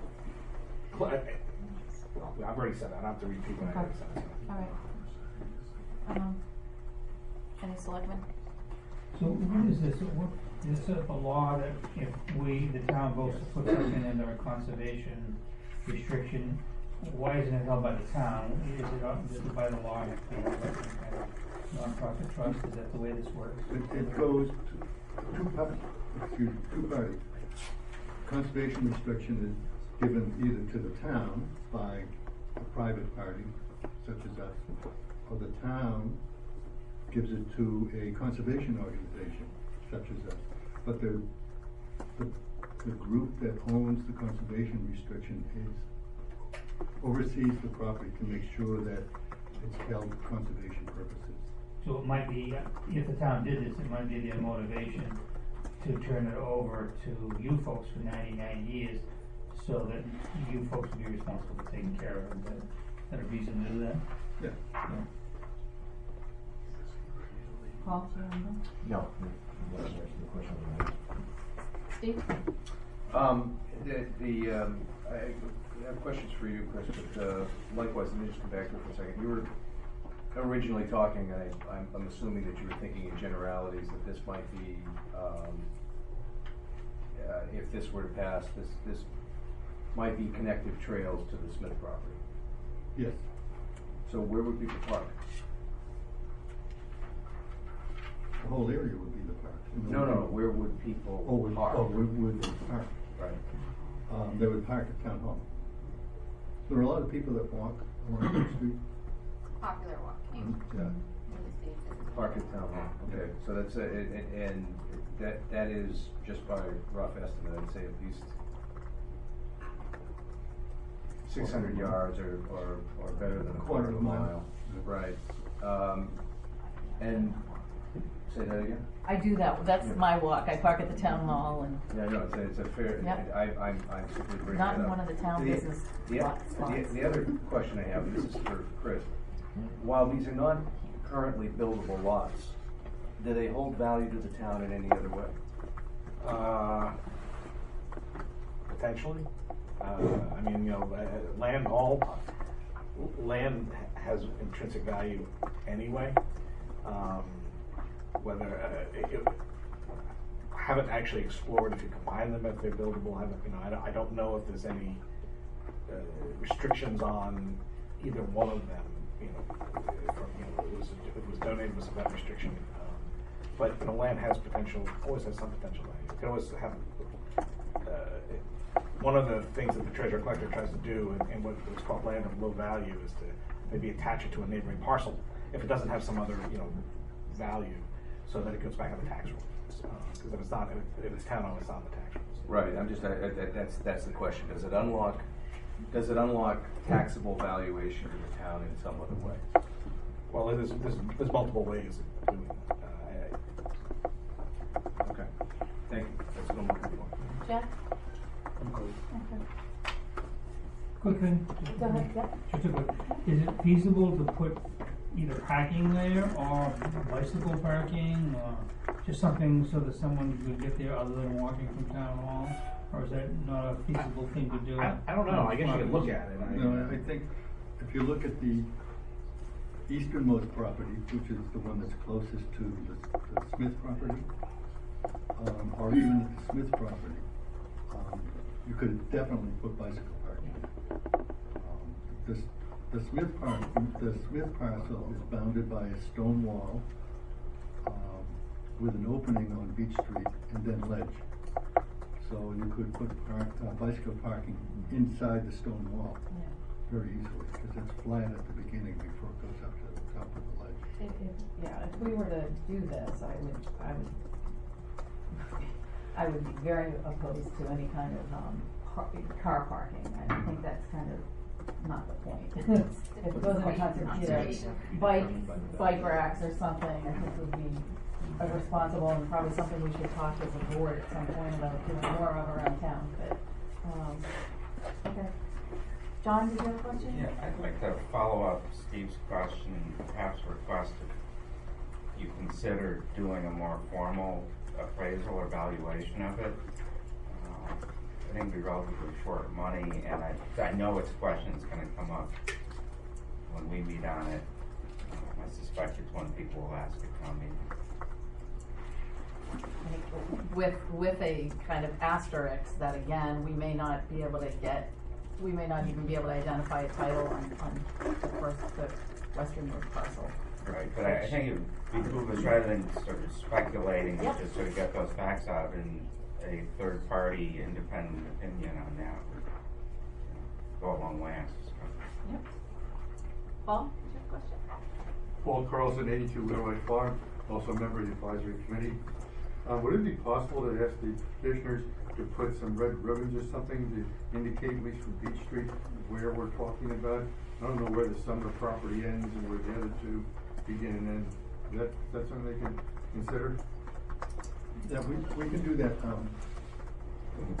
Right now, if you were to go down Beach Street, you would see the green sign that says the Sumner Smith Overlook. And as I had just mentioned, that property is bounded by the stone wall. If you see the stone wall that is perpendicular to Beach Street, that's the boundary between our property and the town-owned property. So that's the beginning of one side of it. And you may not be able to mark parcel east, parcel west, No, but we can clearly, measure but it you can just generally. approximately, yeah. Yeah. Good idea, yeah. All right, good, thank you very much. Thank you.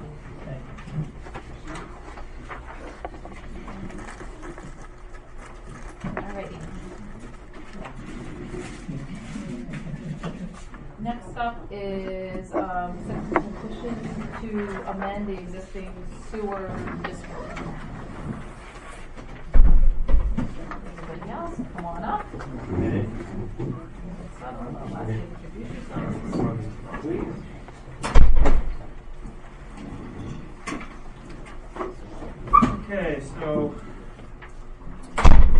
I'm Jeff DeLisi with the law firm Armbruster, DeLisi and Harris, and this is Don Stasko. Don's wife, Barbara O'Prey, is Dr. O'Prey is the petitioner here. And essentially, the petitioner owns the Cohasset Plaza, which is the Stop and Shop supermarket plaza that contains the supermarket and the second building with the Feng Shui restaurant and the other shops. And essentially what this proposal asks the town to do is to amend the sewer district map so as to expand the Central Cohasset Sewer District to include 14 specific parcels. And this plan over here in front of me, though I'm not looking at it directly, kind of outlines where those parcels are located. Can I ask you actually, because we have a kind of a feed, if you could just help us orient us to this map so we know where the Stop and Shop is and Feng Shui is and where. Yeah, so I have Color. 3 plans, unfortunately only. Oh, sorry, we're good at sharing. But essentially what you're looking at in your hands over here is the actual sewer district map. And in light yellow here is what is designated to be the Central Cohasset Sewer District. And the area that's outlined in black, which is in green over here, you might just want to quickly show folks in the advisory committee, is the area where we're talking about expanding the district. And essentially, what it does is it goes from the Stop and Shop, essentially the building, the Stop and Shop building, down towards the Livingstone Square, which is where the Mary Lou's is, and so forth. So it would encompass it right at the top. Yeah, so the Mary Lou's building and the Livingstone Square is over here. Actually, it's 2 buildings. Okay. And then all these businesses. Yep. All the way up to Sawyer Street. And if you show me where the Stop and Shop and Feng Shui is? So it's these 2 parcels right here. Okay. And to the right of that, these kind of larger parcels here. Yep. Is town property. Is town property. It's town of Cohasset property. Sorry, identify that one more time, Mr. DeLisi. Yeah. So. I know the town-owned property. Town-owned property is here. Thank you. And it actually has frontage on Chief Justice Cushing Highway. Okay. So one more time, this pork chop one here? No, can you keep going north on that? This one? I wanted to see what portion is town. This portion right down here to this line.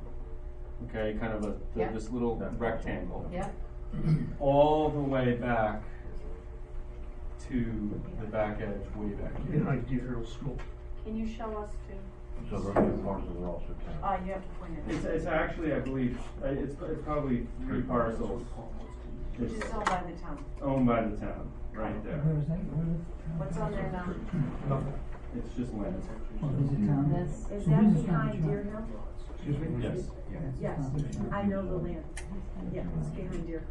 And then the commercial properties, you have the Stop and Shop Plaza here, and then you have the gas station, the Good Sport, the Dunkin' Donuts, and the new restaurant there, and then the Livingston Square, which contains the Mary Lou's and the pizza.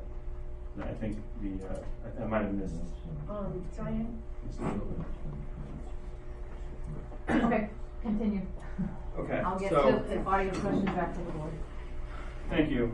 So, essentially, the concept here is that the petitioner has recently been issued permits by the town to allow for the construction of a 3rd building in the Cohasset Plaza. And that would be a mixed-use building that would contain residences, affordable apartments, as well as market rate apartments, as well as retail shops, all in between, all on that Stop and Shop Plaza. Straight ahead as property. you drive into. Yep. Exactly. And so, as part of those permits, we have the ability, we have permits for the construction of the Title V system, okay? And the property is presently located in a water resources district, a zoning overlay district, because of its proximity to water resources in the town, okay? So we brought this to the sewer commission, and we thought it would be nice to eliminate the need to have to put a septic system on that property. And the sewer commission voted to support adding these properties to the map. Now the question is what would that do for the town? How would that benefit the town? And so, in addition to supporting the local businesses there on the east side of Chief Justice Cushing Highway, there would be the environmental benefit of not having a septic system in that zoning district, and that would be for the protection of wells and vital water resources. There would also be revenue that would come to the town, a fairly substantial amount of revenue in the form of betterment and connection fees. And my client is proposing and will install the infrastructure on his property to town standards, all to his own cost. So the concept would be to install a pump station, a force main, and a collection system to town standards on the Stop and Shop property. And to connect it across the town property to the Evergreen Lane, which is there's an 8-inch gravity feed there. So I would bear all the costs of the infrastructure to town standards. I would maintain the infrastructure to town standards. We would construct it in a way to absorb the other businesses on 3A if they wish to hook up to it. So it would be no cost to the town. It would be a revenue generator with no cost. So a couple of questions right off the bat. So if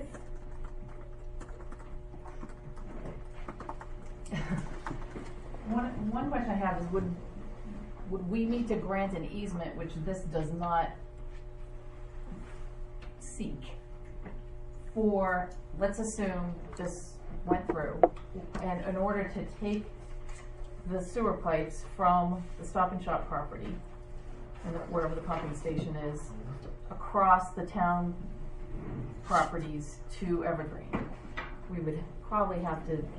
It's a good question, but I do not have an answer to. And then the other question I have is, I believe it's a state law that if there's a sewer pipe going down a street, which is kind of presumed if you look at this, but you're saying to contain it, but then would we have to, like, let's say we can't offer it all the way down to, Jonathan Livingston Seagull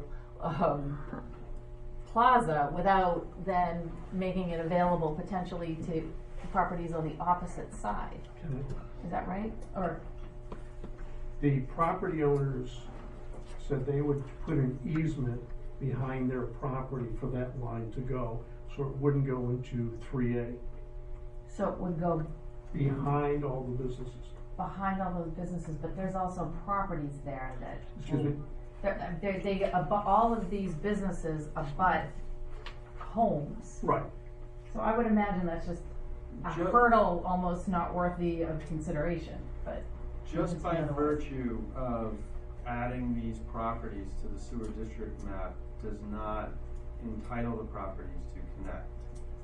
What would be necessary in the situation that you're talking about, Diane, is if there was a sewer line, an active sewer line in the street,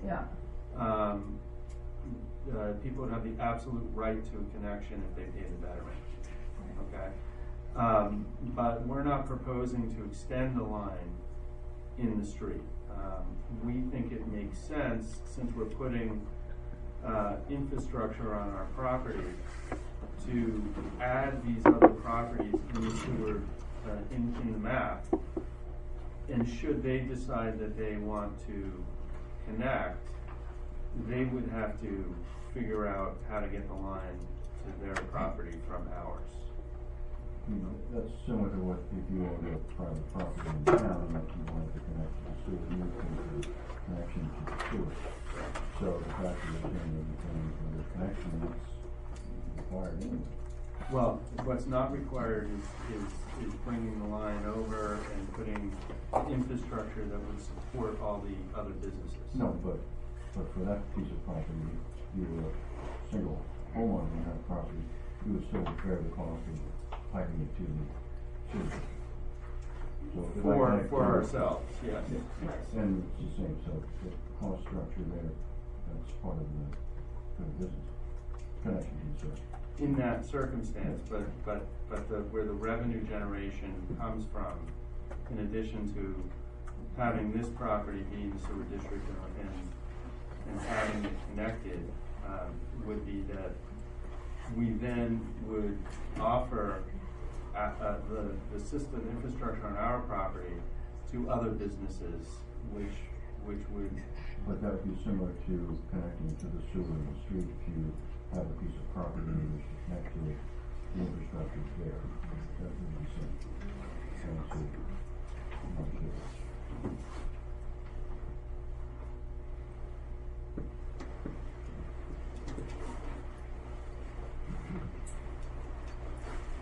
Do you have any questions? So this would involve wherever the town sewering ends, which is essentially in the downtown area, right? How would all of this connect to the main sewer system? Evergreen Lane is the 8-inch gravity feed there. Could you show us on the map where the pickup is? In other words, how would this connect to the town sewer system? Right here is Evergreen Lane Yeah. to the central sewer district. It's this offshoot off of Old Pasture. Okay, Yeah, it's just a couple houses. It would be a 4-inch force main to an 8-inch gravity feed right there. So there's currently that's on the left here, that's town sewer. No. Yeah. This is the town sewer. Okay, so the connection will be from right there. That's how you'll get into town. Because this has got to go to the plant, right? Yeah. Right, this goes. Yeah, so you're gonna put the line, that's with that. Put the infrastructure in, to handle this, put the infrastructure in, so all these businesses can dump here, I'll have an infrastructure to take it all the way up.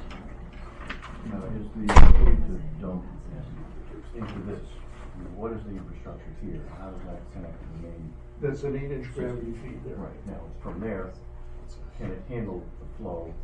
I presume there are probably grinder pumps or other pumps that would. Well, I'll have, these will be all grinder pumps and everything going to the system. Right, but from here on up. That's gravity feed, I believe, to the, can't think to Pelham Road, I think. And There's a pump station. There's a pump there. Okay, So so can this, that pump handle that volume? I believe so. Because I'd like to know whether or not the flowing here. Right.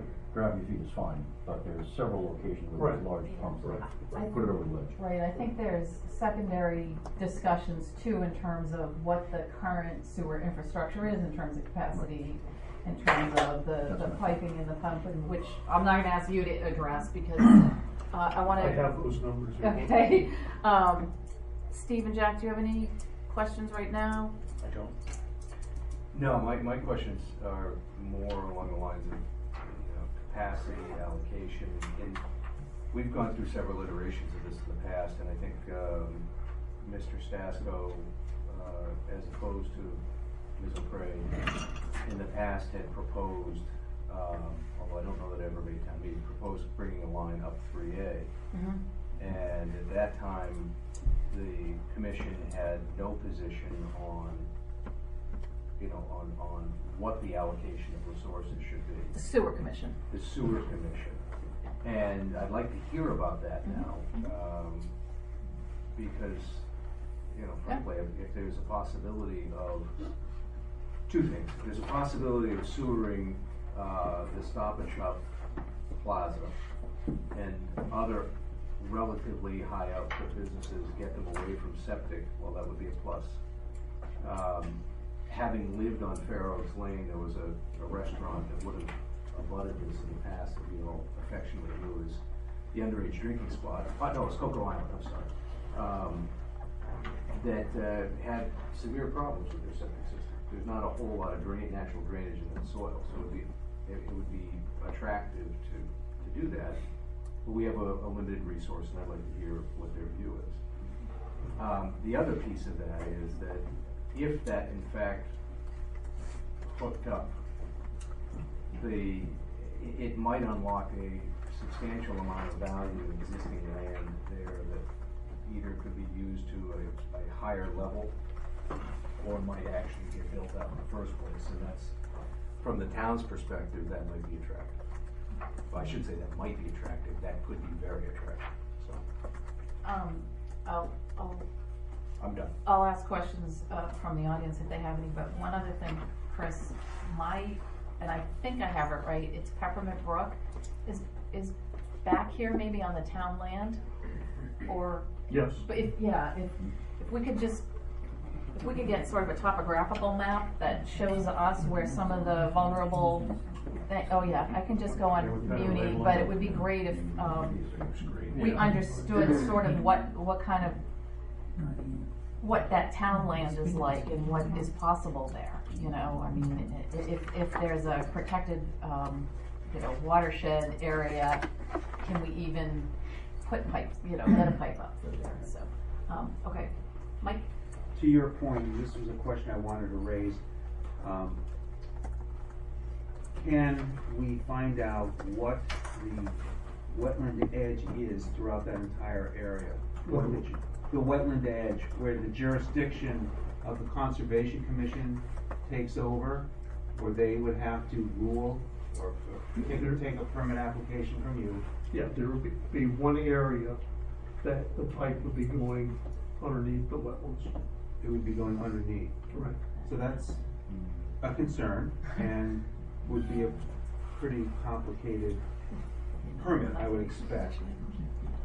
I haven't seen the Lauren article, so I'm not quite sure, other than what you briefly described, Diane, in opening up the discussion here. What is it that the town is being asked for?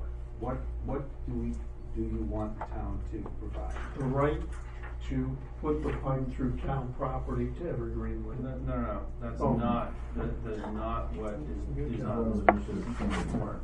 What's on this warrant is simply the amendment to the sewer district map to add 14 specific parcels to that map. What happens after that would be the onus. Mr. Stasko wishes to attempt to connect, then we would have to go through a further process at that point to do that. Which would include potential easements. Exactly. Concom permitting or whatever permitting. Sewer permitting. Establishments of betterment or whatever. Establish better easements across, be a long process. This simply gets us to the table to have a discussion about those issues. One question I have, it's somewhat political, but why did you extend it beyond Sawyer Street to those other properties? Well, we think that it would be a benefit for those other properties because they also operate septic systems in this area. And we think that if we're gonna do that, if we're gonna bring the line to our property, it would be a bigger benefit to the town if we were to include other properties in this map. It was also a recommendation of the sewer commission. And I think what I said earlier when Steve Weiner was presenting on the electrical aggregation, these are just things that I think the average citizen are going to bring up at town meeting, and I am having a hard time wrapping my head around a extended sewer pipe behind these buildings, adjacent to, residences and that kind of thing. So I do think that that's probably something that, you need to find a way to articulate better, just in terms of, like, I get it, Well, the money again- and the betterments, but to me, it's like, wait a minute, what? They can and they don't have, you know what I mean? I understand it would be on them to. It would be on them, and we're not asking the town to approve a particular situation that does that. Right. All we're asking the town to approve is to amend the map. And then, to the extent that it's even feasible in the future, it might not be feasible. Right, that's where I get stuck, yep. That's another issue. Yep. Wouldn't it be best to vet the option of whether you can bury a pipe through the wetlands? Exactly. Prior to this, because I think if you're not able to bury a pipe through wetlands, I think the point's moot. Potentially. I mean, I'm not sure where else you can hook up the pipe. You'd have to run it down Sawyer Street to probably down to Ripley Road. The only other option I can see. Because you block the water level there through the town properties because of the Peppermint Broken wetlands. Only other location would be running it down Sawyer. The problem with vetting that out or seeking those permits is that we don't have the right to seek those permits, and there's certain engineering costs and so forth. The way we're approaching this is first to get this in place and then to see if it's possible from there, because I totally understand, but it just seems to be. There's a cost involved with the process. Right, it just seems to be options for draining that area to this, for septic purposes. You're limited where you can hook up, to block the wetlands, and that's, I mean, just doesn't seem to be feasible to me. But you are right in that you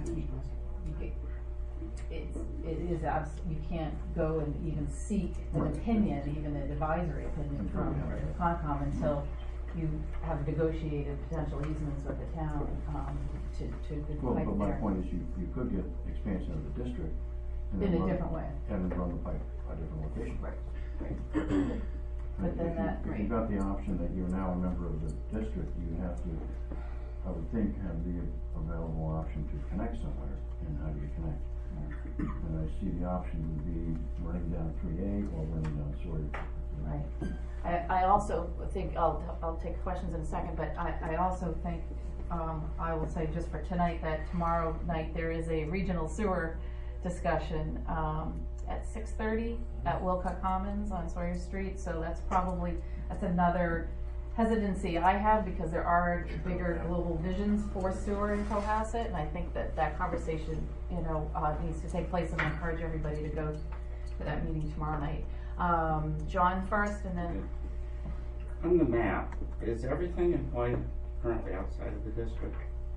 Excuse me? On the map, Right. is everything on white on the left-hand side of that map currently outside of the district? Yes. The Fair Oaks, King State. So yeah. why your property and those other 13 parcels and not the rest of that? Say again? Why just those 14 parcels? Why not everybody? Give everybody a chance to do what you're suggesting if they so choose and have the Well, in opportunity. conversation with the sewer commission, this is what they felt that they could handle as far as flow, and still have other capacity for other areas in the community that, that need to be sewered.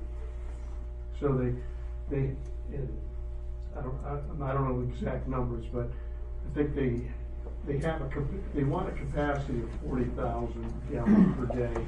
This would be about 10, so that would leave them 30,000 gallons in other areas. Yeah. I'm gonna take one question, and then I am gonna have the sewer commission, Okay. there's a Sewer representative commission's here, so yeah, I'll let I'll them speak defer. on their own. You wanna No, pass sewer along? commission, yeah. Alright, if you don't mind, just introduce yourself for the record. Yes, John Beck, 44 Nichols Road, a member of the Sewer Commission. I prepared a statement that is mine. I'm not speaking for the commission, and I'd like to share it with everyone. the Sewer Commission has not taken a position regarding this proposed petition other than to not oppose the proponent's right to petition town meeting to consider his desire to create the new sewer district. The purpose of that district would be allow the connection of the property at Stop and Shop Plaza and possibly others to the town sewer. You heard about that earlier. There have been numerous discussions at our public meetings, the Sewer Commission, regarding this proposed sewer district. The most important consideration for the Sewer Commission is the use of existing excess capacity at our treatment plant. The Commission has long held and often stated the view that new connections should be preferably granted to existing homes rather than new construction. It's also a fact that Commonwealth law requires that a proposed connection to the town sewer must be granted if the following conditions are met. There's an existing sewer line adjacent to the property that's desiring to connect. The property must be in an existing sewer district, and there is adequate capacity in the collection system and treatment plant to accommodate the proposed sewage flow. You've already touched on the fact tonight that establishing the district that's being proposed is not the end to that, because there is no existing sewer line adjacent to the property that desires to connect. There's an intervening town property. The question of the use of existing excess capacity at our treatment plant is not a simple one. The Commission has made it clear in many meetings that extending the boundaries of existing sewer districts to include South Main Street and adjacent properties which drain into the Gulf River is the most critical area without sewers in Cohasset. There's enough existing capacity in the treatment plant to accommodate the addition of South Main Street and adjacent properties. We've suggested the need for discussions with Scituate to see if there may be common interest in helping resolve their north of Scituate lack of sewers. Any excess capacity in our treatment plant could be of value in those discussions should they proceed. We'll talk more about that tomorrow night. We've also discussed the need for addressing a potential reduction of allowable nitrogen discharge from our treatment plant. That potential reduction could be required by the state DEP. Doing so may have the effect of essentially reducing the available excess capacity at our treatment plant. Personally, I have concluded that with fair consideration for all, the greater good will be served by not approving this citizen's petition to create the proposed new sewer district. It's my personal opinion. We have nothing to vote on in that regard, so be happy to answer any questions. Thank you. Okay. Mark? Yeah? It It's would Mark, also, right? Yes, the application also might be more powerful. We have the names of the other potential beneficiaries along the proposed line of the sewer. Well, meaning it's not simply, do they want it? Would they connect? Would they? Is this truly a revenue generator for the town?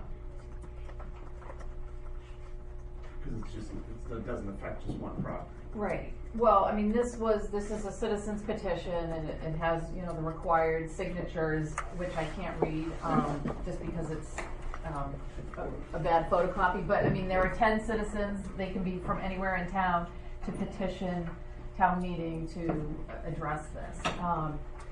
Typically, you know, if it were an article that were being proposed by the selectmen, we would certainly make sure we have as many answers to as many financial questions as we could. In this case, it's incumbent upon the petitioners to do that, you know, provide that information where it exists. You know, and I think it's impractical, frankly, to specifically address that. No, I understand what, I get it, yeah. Yep.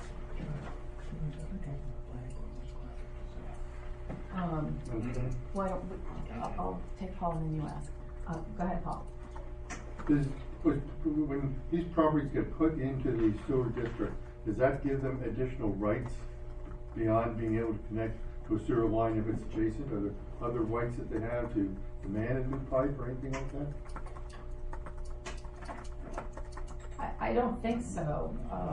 I mean, I think that, John, you might know. I mean, it literally, if they had, if all of these properties, if this district were approved and these properties had the ability to connect to sewer, does it give them any other right other than to pay to put in the infrastructure and connect to sewer through a betterment or whatever? I don't see that there's anything. No. The only right they would have is if a town sewer came into the Stop and Shop Plaza, for example, as a result of this. Right. And they, on the other side of Sawyer Street, petitioned and with the property owner's permission, obviously, granting easements and et cetera, then potentially they could choose to hook up to the sewer, but there would be a lot of steps in between before that would happen.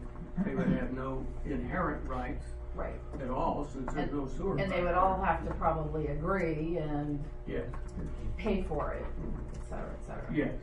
Right. So. Okay, one more. I think it would create an enhanced liability on the sewer district then for increased flow, which would then back channel a bigger investment, including another problem for the town. Good. It's definitely a possibility. I mean, it definitely uses up some of the capacity that exists. Not just capacity, but actual cost. I mean, infrastructure cost to supply that. Right. Because the connection is to the pipe, the connection is not capacity. Correct. The capacity cost, right, to use it, yeah. Jeff, did you have something? I just wanted to hear from Clark, the planning board. Do you have any, want to weigh in on this? How does this integrate with the plans that are going on for 3A and potentially a pipe on 3A? I do have some thoughts, but I have a conflict, so we'll have to take that offline. Okay. Maybe somebody else from the planning board that doesn't have a conflict could weigh in at some point? I know there's nobody here, but... Okay. All right, Selectmen, we done asking questions of Jasco and Mr. Delisi? Thank you both very much. You're welcome. Appreciate it. So before we leave the warrant, I want to turn your attention to two new pieces that have popped up that are comparative. They're in the section called following our placeholders. Where's this? So if you jump to this, after go to number 13, and then turn the page. Lucky number 13. And then you'll see A, and then B, C, D, E, and then there's two new, there's G and H. So keep going until you get to G and H. Let me explain these two. The first is an update to the animal control fines. Apparently, the state has our fines are fairly de minimis. The state law allows localities to set fines that are higher but not lower, and state fines are now higher than ours. So effectively, Chief Quigley mentioned this, pointed this out to me the other day. I talked to council, and council has suggested that we amend the bylaws to reflect the state law, which is higher fines. So Okay. it's really almost, we don't have to do it, but we should do it to keep the bylaws clean. So if the animal control officer is writing tickets, and again, I can just show you what state law is, and we're gonna put that in there. So Yep. I would recommend that that gets put on the warrant, and I'll give you more of the All right. information. The other article, the assessors came to us just this week. As you know, one of the areas of taxation is personal property. That's mostly, restaurants and stuff like that. It's not like your personal property. It's business property. There's a current threshold for taxation. They want to raise it to $5,000. If you have less than $5,000, they're not going to assess it, because apparently there's 87 of these that generate $2,900 in tax. And it's just not worth it. It takes too much time. So they wanted to raise the threshold to $5,000. And it would, again, the de minimis impact of $2,900 has no real impact on the taxes at all, but it does save them a lot of time and grief. And I mean, somebody could have a stove worth that. Is that the kind of thing? That would Yeah, I mean, it could. This is again. I'm not going to get into the mechanisms of personal property taxation. It's really mostly business property. Okay. But there, again, it could be a small operation that's an oven or something, and yeah. So I would recommend that also get put on the warrant. And this is not inclusive of excise, correct? No. This is not excise stuff. This is not boats and cars. This is just the Real estate and personal property. It's the personal property, just personal. Could we possibly just queue up for our Yeah, I'm next just letting you meeting, know which these. is March 12th, but to like literally vote Yes. all of Yeah, these so on I the just warrant? want to let you know these are on here. This should be it. I said, look, speak there for hold your peace at the last department head meeting. So these are both worthy of, I think, inclusion and fairly simple. So that's it. I have nothing else for you tonight. Can't wait. So I'm going to pass on my phone. Except for the fact, just a reminder that there is a public meeting tomorrow night to talk about. There's no votes, nothing like that. Just to give the public an update and other boards about the conversation at Regional Sewer with Situate. That's what time? 6:30, Wilka Common, main room, 6:30 p.m. Senior Center tomorrow. Okay, selectmen comments. Kevin, anything? No, I'm fine, thank you. Paul? Good. All right, Jeff? I just wanted to ask Chris and Diane if we could get some time on the agenda to actually get a presentation on the budget. I just want to go through the CAFR. I had some questions. Maybe our director of finance could be there to help us walk through. Well, on the CAFR or on the budget? On the CAFR. Okay, on the sure. last year's. Sure. And anything if you want to. If there's anything you want to know in advance, if you give me the question, I'll get an answer. I'll call. Steve? Let's go home. I appreciate that, but I do have two quick things. Could you remind people about their all facility stickers? Because they do expire, Yes, I believe, at the end of March. The all facility stickers expire at the end of March under the timeline. Stickers will go on sale, I want to say March 13th. Does that sound right, Tracy? Yes, it does.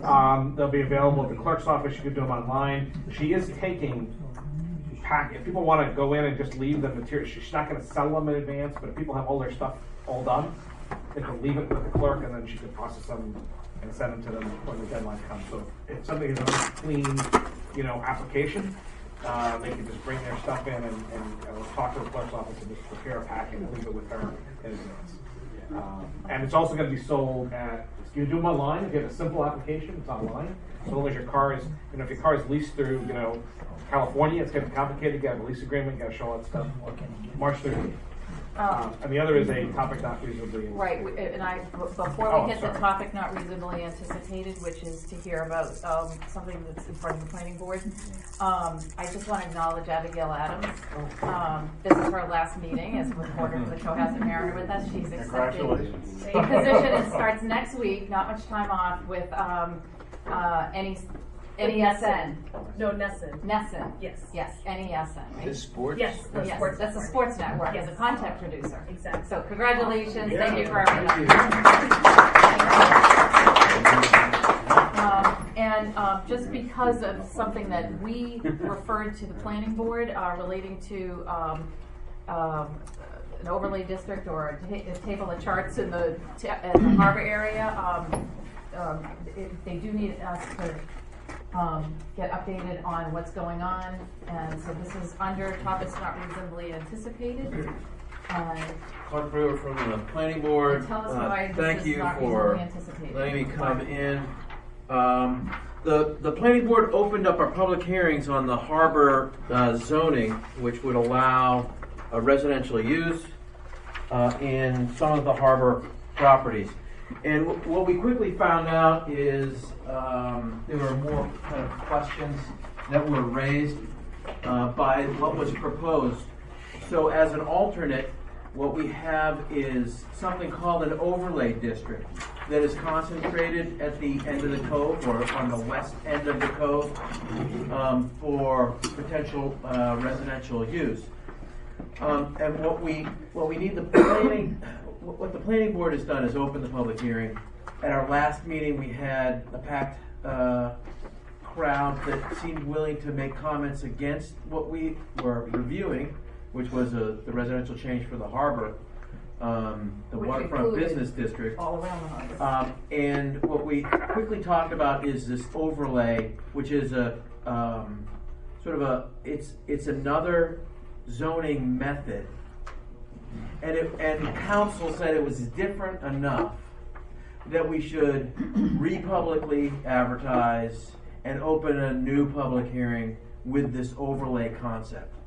But we think the overlay concept solves a lot of problems that have been raised to date. And what we need from the selectmen right now is to ask the planning board to hold a public hearing for this overlay zoning concept at the harbor. And I can answer any questions.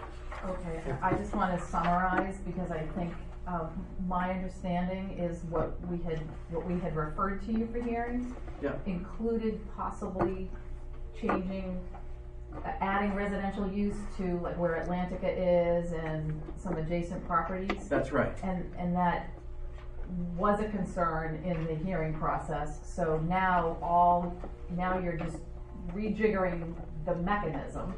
And it's only for the area around Cohasset Harbor Inn and across the street. That's right. So add the residential use. way an overlay district works is the existing district's zoning remain in place, and the overlay allows different uses for that overlay area. We've done several overlays in the past.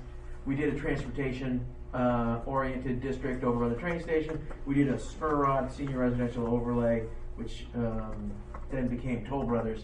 And so this would be a third in our history of an overlay district. So it incorporates a part of the downtown business district that's at the harbor and the site that's currently the Cohasset Harbor Inn. And we feel that this is the kind of core area that is ready to be transformed. And what the overlay language allows us to do is to kind of have a public interest that is clear in language that we put into our village district in terms of FAR and having a certain percentage of commercial and things that we've learned from the village. So it more resembles the village bylaw than what was drafted by the consultant. The consultant's working on the final language and we'll be wordsmithing it during the public hearing process. So right now, we just need the Board of Selectmen to recommend to have a public hearing process by the planning board. One quick question. Yep. Would it still require, so let's say this were to be approved and it was an overlay district, would it still require the same special permit process? It would. Same exact special permit, which is a supermajority, so 4 out of 5 members would have to, whatever applicant brings an application in, we'd have to have 4 out of 5 would have to be convinced everything seems right and is in the public benefit or public interest. And the hearing for the other option is still open, right? So the planning board is going to deliberate on which option. The planning board hasn't closed that. We may, upon opening this new public hearing, and in terms of scheduling, it's currently scheduled for the 13th of March. So we may vote on that previous version on the same night. I can't say for sure. But this has to be posted in enough time that we need to make a decision tonight. That's right. So the one that I have this location, I wanted to make sure town council is clear that it's not exclusionary zoning, which may play a role where there's special permits requiring overpricing of a given unit, and that's not. I want to make sure it's legal, because exclusionary zoning is one concept which looks similar to what. I'll look into that. There's a concept called spot zoning, which is problematic. And one of the reasons why we expanded it to include parts of the waterfront business district and the downtown business district is to avoid that. And my understanding is council's okay with this approach. You said This is special counsel. This is Murphy Hessig, not Brooks Stearns. There's no evidence of exclusionary zoning. Just want to be clear. I will follow up on it. Special counsel's been asked to and give you an answer. Make sure everything's safe. Right. I mean, I'm willing to support it, but I want to make sure it's not considered exclusionary zoning. And that can get discussed in the planning board in the meeting. That's right. I just want to. And I'll report back. So, if any of the selectmen have other questions, otherwise, what we will need is a motion or not to refer. So, if we approve this, when will we and the public get to see what the more specific warrant article will look like, because the devil's in the details. It is, of course. So, I mean, there's a lot of serious concerns there in terms of the heights of the building that'll be allowed and the number of potential developments. We'll be opening the public hearing on the 13th of March. But in terms of heights, we're not changing anything in terms of heights, based on the zoning. So how will all those details that really are going to be the meat of this? Yes. How are they going to be decided on, and when are they going to be shown to the public before the meeting, or is that something you bring up during the forum? We'll have that available. Mold this together. We will have that available as a part of that public hearing. So when you issue a public hearing notice for this, you'll issue more details up on the website and so forth. Is that we will. Yeah. And then you'll deliberate, go over that those specifications, which again will be somewhat critical, and then have a vote at some point. And there are if you important, decide to do that. Right? There are important details in terms of height and density, parking, what the percentage of mixed use is. Parking is an example. What the size of the units could be. Right. Those are all critical details that we've learned from the village bylaw. And you're going to discuss that with the planning board's going to discuss and decide that in open session. Is that right? That's right. You make sure we've got the details right. I move that we refer to the planning board the concept of an overlay district, residential overlay district at the harbor for the purpose of the public hearing. Second. All those in favor? Aye. All right. Great, thank you. You're welcome. All right. I would like a motion to adjourn. So moved. For a second? Yes. All those in favor? Aye. Thank you. Thanks, everybody. Thank you very much. You get any more of them? I'm ready to race to the gap. 6 a.m. Yes. I'm not going to it's still out. Tell me this it has a real possibility. So,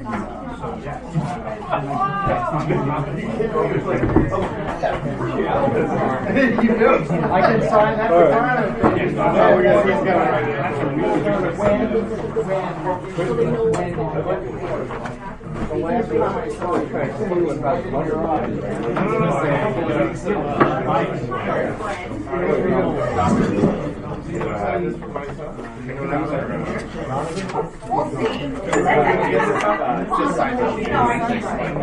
Good idea. Okay.